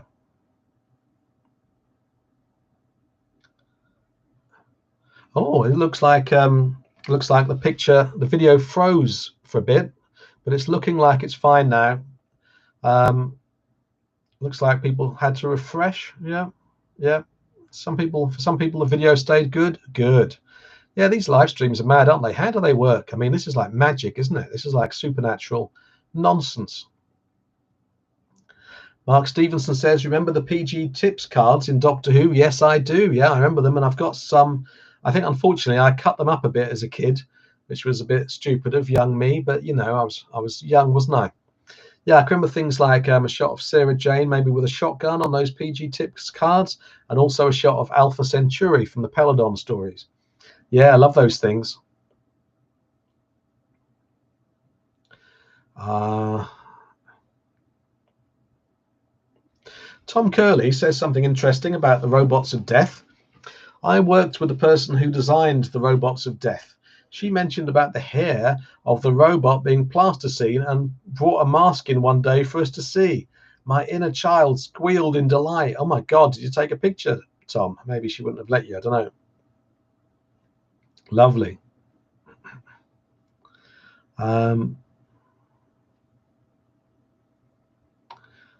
Wow, so many comments.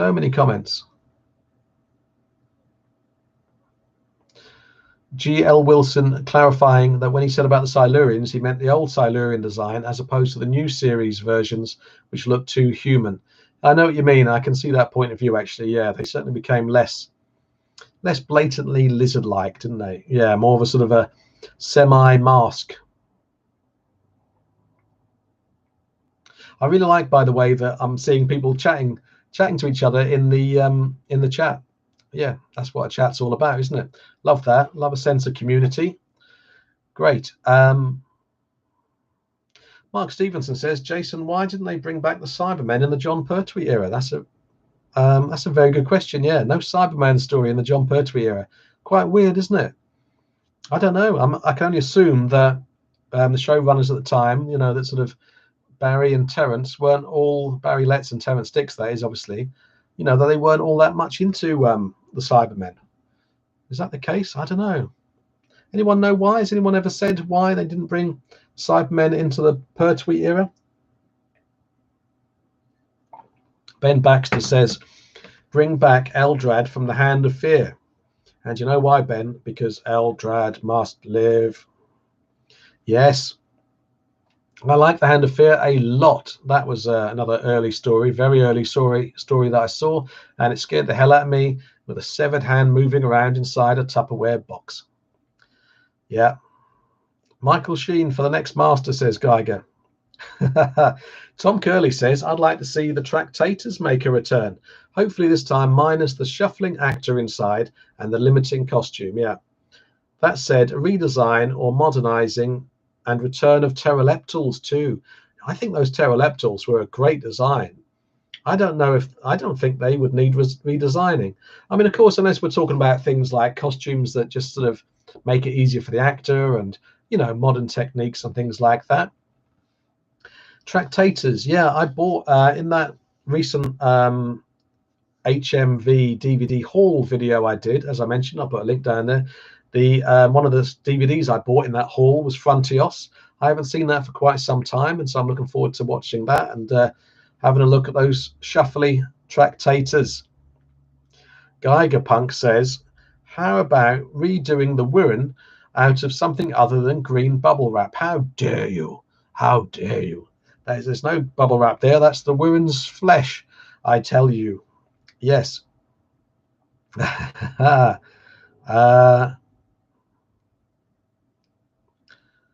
see now. Thank you for clarifying that you're a he, Robo Dwarf, the Time Lord 101. Mark Stevenson says, do you remember Parrot Records? No, I don't. Now then, Mark, you can't just go around making up record shops and expect me to believe them. Parrot Records indeed. Honestly. I'm sure they're real, obviously. I'm just kidding. Can anyone else remember Parrot Records?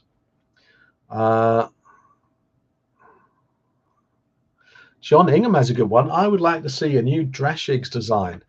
You know, I mean, I'm always up for seeing a redesign in the same way that I'm up for seeing sort of optional CGI effects, although obviously they're optional.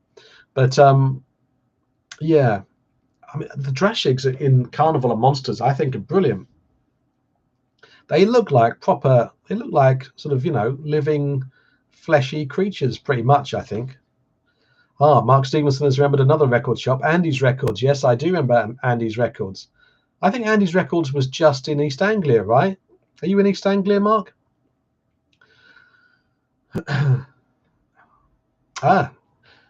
liking this redesigning monsters theme. The Jedwado says, I think the Candyman would. The Jedwado says he'd like to see the Candyman redesigned.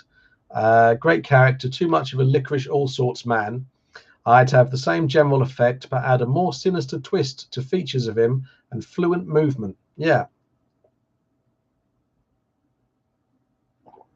Yeah, that'd be nice, wouldn't it? Wow, Geigerpunk says, imagine an Ogron played by Kane Hodder. Now, Kane Hodder, of course, played Jason Voorhees in the later Friday the 13th movies. Oh my God, those Ogrons would just rip your head off and chuck it up a chimney, which is never good. It's happened to me once or twice, and I don't recommend it. So I'm trying to catch up with comments, and as always, I'm going to miss a few. I apologize to anyone who has commented, and there'll be plenty of you, and I haven't acknowledged your comments. BTS Reviews says, I'd love a Draconian, Ogron, and Dalek story in the new series. Yeah.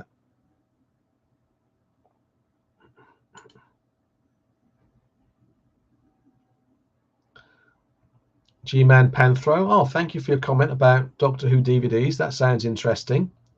Thank you very much. The Merker says Neil McLean. The Doc 2 says, my Troughton videos on Betamax has a large blue label on the cassette. I bought it with Hancock half hour. Oh, wow. Yeah, I don't really have many. I don't think I have any Doctor Who Betamax. But again, as I said earlier, you have to draw the line somewhere, otherwise you go mad. Liam Hutchinson, hello. Have I missed much?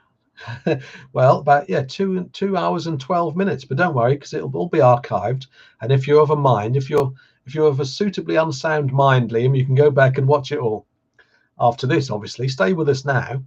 Yeah. We've been talking about the season 8 box set, but now we're talking about Doctor Who monsters that we'd like to see redesigned. Mark Stevenson says, Jason, what about they bring back the Deadly Assassin Master? Yes, I would like that. That'd be great. Yeah, the Master all wizened and sort of, yeah, what happened to him? He's basically sort of, what's supposed to have happened to the Master in the Deadly Assassin? He hasn't been burnt, has he? But he certainly looks like he has.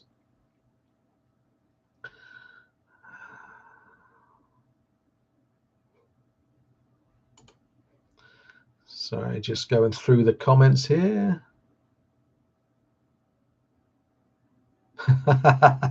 Cyberpunk has a reason why the Pertwee era is a possible reason why the Pertwee era didn't feature Cybermen. He says Pertwee would have just outrun Cybermen on a buggy, bike, hovercraft, or flying doohickey until they got bored. Repeat for 3 episodes for padding as needed. Yes, and let's be honest, in the Pertwee era, there's a bit of padding, a little bit of padding, people getting arrested and spending time in jails and then getting freed again. But that's really just a function of the, of the number of episodes they had to work with in stories like Inferno and Ambassadors of Death. Liam Hutchinson says, think we could have a sequel to the Satan Pit and bring back the demons in it, or the daemons. Oh yeah, I'd be up for that. Oh, it turns out that Andy's Records was not a solely Suffolk enterprise, because Ryan Tablet says we had Andy's Records in Mansfield. Yeah, I never knew that. For some reason, I thought that Andy's was Suffolk.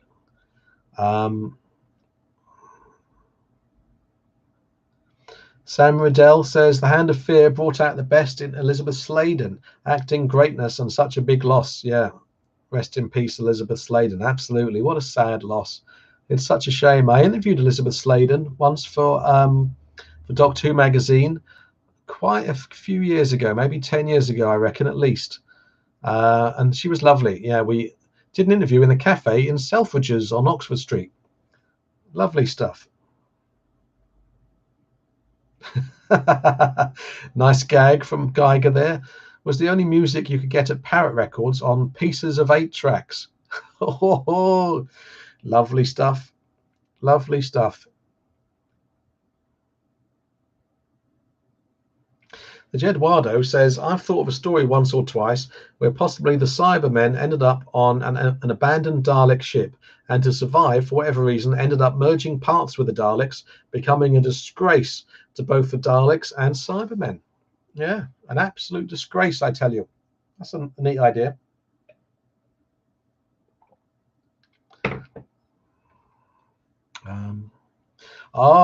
G-Man Pantro, you are speaking my language here, sir, because you say, I would love a full story featuring the Raston Warrior robots. Yeah, you're not kidding.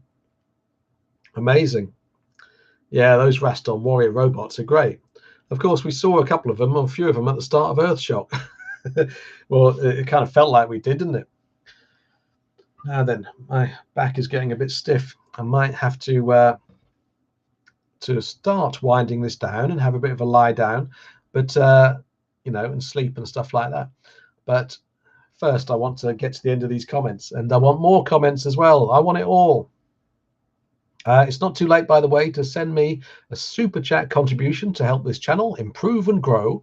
And if you do that, you'll end up in that TARDIS there, along with those other geniuses and those beautiful saints who ended up there in the TARDIS. Yes. And also, I'll make the lights flash at the back, the super chat flash, so to speak. Yeah, Chris Brown reminds me of what happened to the Master in The Deadly Assassin, or what had happened to him when the story began. The Master had used up all his regenerations, but refused to die, and so just kept on going and withering away. Yeah, that's brilliant, isn't it? What a great concept. Tom Curley says, I'd like them to bring back Chameleon. Would you like Chameleon to be redesigned, Tom? Yeah. I'd imagine the production team certainly would like to see Chameleon redesigned, because then they could actually film with him without tearing their hair out. Mechanoids. Wow. For Media Video, Mechanoids. I believe they've been brought back in an animated BBC thing, but let's have them back. I'm assuming that's the Daleks thing, isn't it? The thing that you can watch it on YouTube, right? Yeah. Mechanoids. I love Mechanoids. Of all the DVDs I got in that HMV hall recently, I'm looking forward to watching The Chase again very much. Yeah, because that was the story that had the Mechanoids in. Brilliant. Yeah, people are liking the Raston Warrior robots. Yeah, Remedia Video says, I think they used real animal teeth for the Drashigs. Yeah, the teeth. I think, yeah, you're right. The teeth really sell the whole thing, don't they? Yeah, brilliant. Marvelous.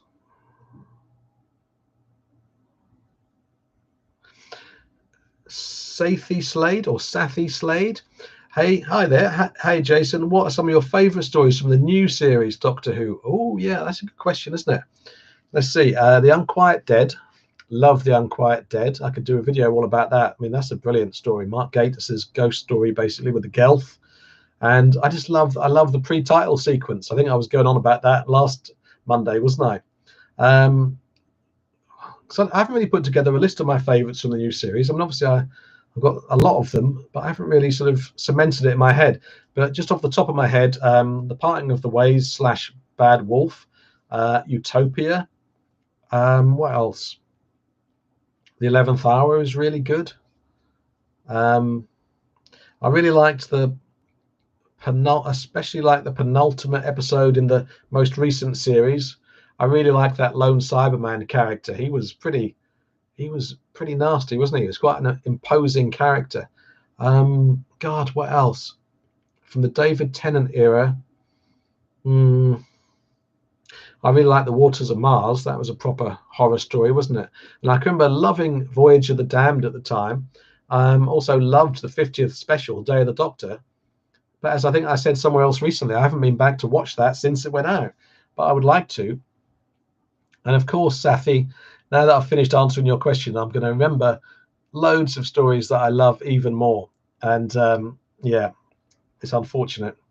Actually, I've got some. I'm going to make, I think, a video about because back when Doctor Who came back in 2005, I was a journalist working for SFX magazine, and also, well, I wasn't quite working for DWM at the time, Doctor Who magazine, but I was working for SFX, and so I was receiving these promo things for the first series back in 2005, and so I received like a DVD of Rose, and then videotape promos for the rest of the series. And I think it'd be nice to make a little video about them so I can share those with you and you can see them. If you'd like to see those, then write #promo in the comments there so I can get an idea of interest. Haha, Frobisher, the Whifferdil. And of course, you're talking about the Doctor Who magazine comic book character there, the Penguin, right?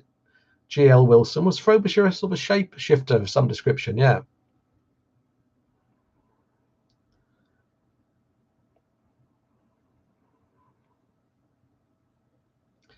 What would you...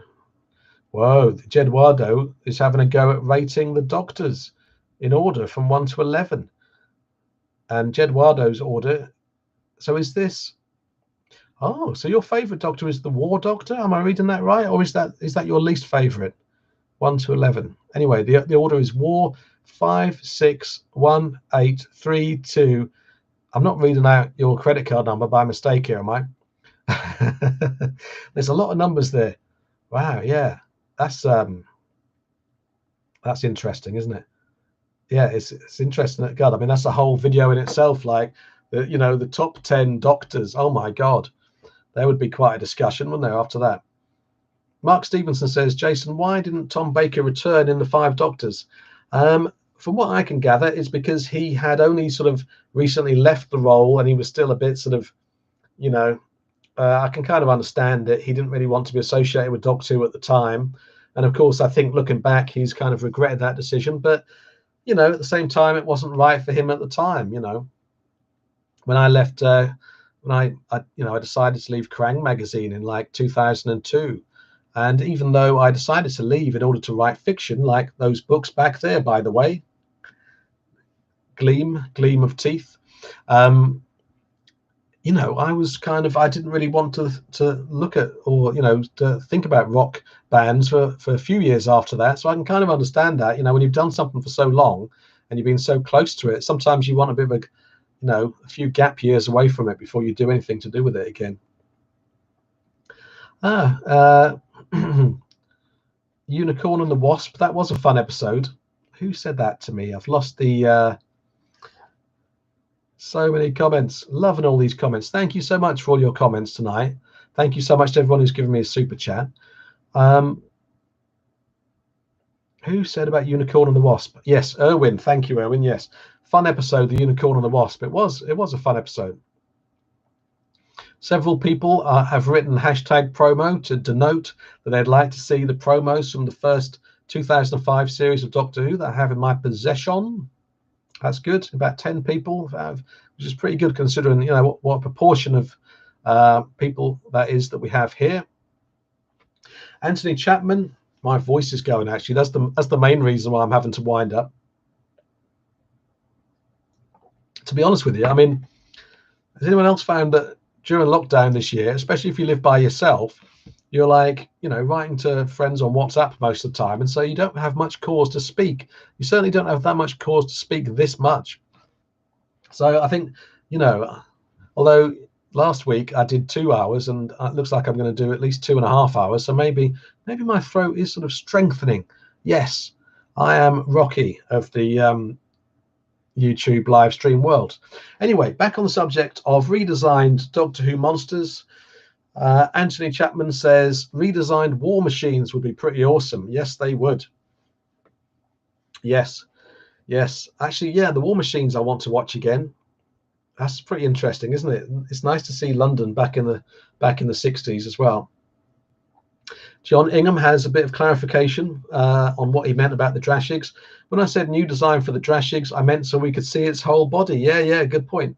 Yeah, because they're a bit puppety in that sense, aren't they? They're always kind of coming out from behind something, a bit like Spiny Norman in Monty Python. Geigerpunk wants to see Beep the Meep from the Doctor Who comic strip, I believe in Doctor Who Weekly, right? / Doctor Who Monthly, yeah. The Jedwado clarifies that he meant from least to best in terms of the order of the Doctors. So the War Doctor is not his favourite, but in fact his least favourite. Fair enough, I suppose, in terms of the amount of time that each Doctor. So that means that the Jedwado's favourite Doctor is number 4, Tom Baker. Yeah, me too. You know, I grew up with Tom Baker. He'll always be the Doctor to me. Not that anyone else isn't, but he's my favourite. Tom Curley says, I have a DVD promo of Partners in Crime, which was, what was that? Season 4? 3? 4. I have a DVD promo of Partners in Crime, and they deliberately left out the scene where Rose returns. So when it was shown on the broadcast, it was a real genuine delight and surprise. Yeah, that's the interesting thing about some of these promos. Some of them have the very final scene cut off. Some of them also have sort of temp music on them. I've got like a promo of the Satan Pit / the Impossible Planet that has temporary music on it, and that's really interesting. Before Murray Gold came in and added his own score, you know. Erwin says, I love the Silver Nemesis Target novel, and I also love the Blink episode. Yeah, I love Silver Nemesis, that's for sure. I love a bit of Silver Nemesis. And I did like Blink. I think, Geiger, you're asking if I like Blink. I did like it, yeah. I don't think I liked Blink quite as much as maybe some of the other, the later Weeping Angel stories. I think I liked them when they became more sort of evil, you know. And I think I preferred it when the Weeping Angels were snapping people's necks rather than just sending them back in time, you know. The Weeping Angels are a genius creation. Oh my God, yeah. Geigerpunk says, remember the excitement of finally seeing Daleks and Cybermen facing off against each other, and the Daleks being so snarky. Yeah, they were both like flexing, weren't they? That was brilliant. And funnily enough, yeah, when that story was called Doomsday, right? Yeah. When at the end of season 2, 2006, when the Daleks and Cybermen had a big old Barney.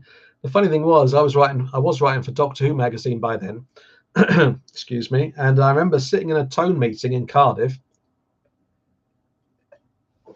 Now, a tone meeting is as I'm sure a lot of you know, is like a TV production meeting where all the main heads of departments sit and they sort of agree on the tone and the look and the feel and the story, and they go through the whole script and talk about the whole thing and collaborate.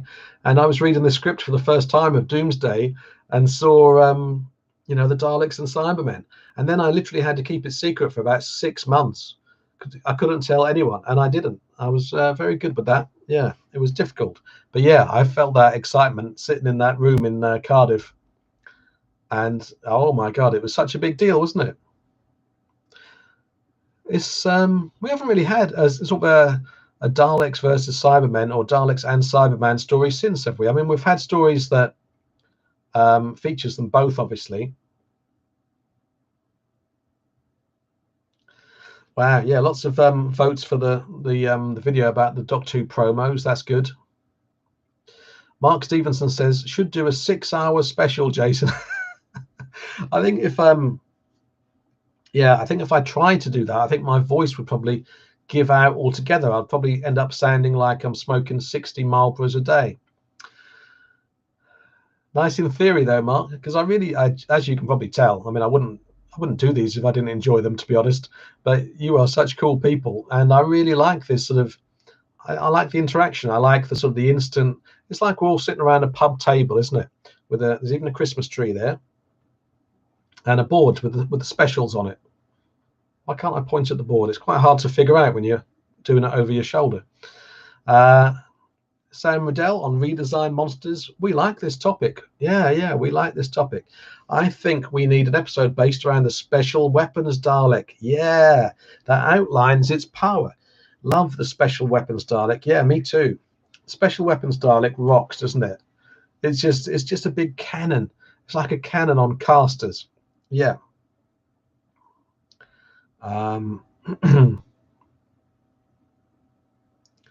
Oh, John Ingham. Yeah, let's get the Quarks back. I like the Quarks. Yeah, big fan of the Quarks. I haven't watched that story for a while. That's the Dominators, right? Yeah, I think because the Quarks were on maybe those PG tips cards that you mentioned, Mark Stevenson. Or were they also on the Weetabix cards?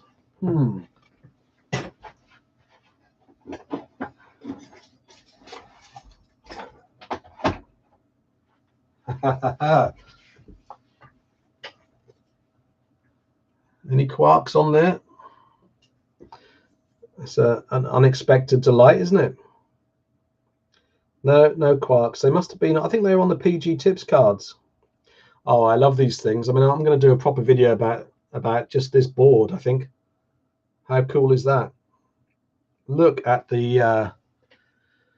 Just look at how iconic that is. I mean, obviously, if you didn't see these back in the day, then they might not feel so sort of, well, obviously they won't feel nostalgic to you, but pretty cool images.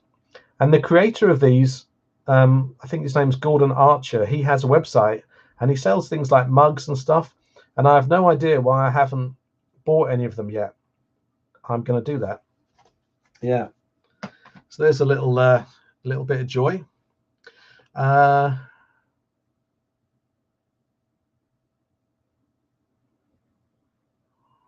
Mark says, why did they change Tom Baker's costume from multicolored scarf to dark red?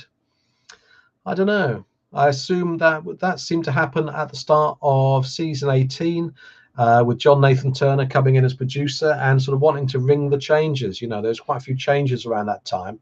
And I guess the decision was made at that point to kind of make Tom Baker's scarf a bit more muted, I suppose, or maybe they want to make him a bit more stylish, a bit more regal. Don't know. Now then, let's see here. I think that I am going to go in a bit because my throat is slightly testing me, and also, oh, John Ingham, wow, this is a great idea. Yeah, I'm with you, John. He says I would love a Rutans versus Sontaran, a war story. Yeah, why have we never seen that? I love the Rutans, obviously, because I love horror Fang Rock. Philip Payne says, hopefully you'll do another live chat before Christmas. Yeah, to be honest, I can pretty much guarantee that I will. I might do one next week. Let's see. Yeah, Tom Curley likes those Weetabix cards. He says, I used to have loads of these as a nipper.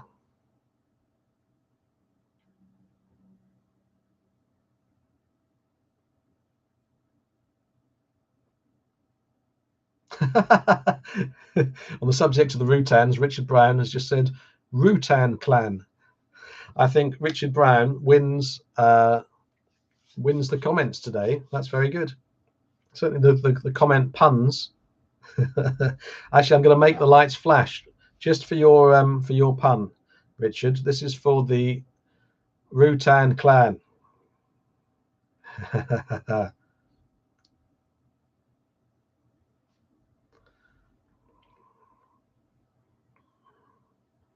Geigerpunk says Geiger Vamps. This is Geiger's wife Jules. Geiger Vamp's dad made her a Tom Baker scarf when she was about 12 years old. Don't know if it was 18 foot long, but it took two people to wind it up around her. Wow, that must have been brilliant. What a great experience when you're a kid, especially. Marvelous. Right, folks. You know what? We've done 2.5 hours, and I think we could all do with a lie down really after that, couldn't we? And honestly, I could keep on talking, but as I said, I'm slightly running out of throat. I'm just running out of throat. That's how much chat we've done. Quality chat at that. Thank you so much to everyone who's come along. John Ingham's off to bed. Very sensible. Let's all do that. I really appreciate you coming along tonight. And if you're watching the archive, then thank you very much. Definitely thank you very much for watching this far. And yeah, it's been great. Thank you to everyone who gave me a super chat. Very kind. Gardenia6, Anthony Chapman, Cliff Shelton, Harry Palmer, Neil McLean, and Ben Baxter. All of them are guaranteed a seat in heaven. I should have mentioned that at the start, shouldn't I? Yeah. Thanks so much, everyone. You are brilliant. And I'll see you again soon. Maybe if you fancy watching some other stuff, then you could have a look in my Doctor Who playlist, as I mentioned earlier. And please like and subscribe if you haven't already. And if you liked this video, and if you haven't subscribed yet, I'd like to hit 3,000 subscribers by Christmas. That's my arbitrary goal. So tell friends about this channel. And thank you so much. I'll see you again. And as I always say at the end of my videos, don't forget to embrace your obsession. Yes, I would like to end the stream. Good day to you all. Thank you so much.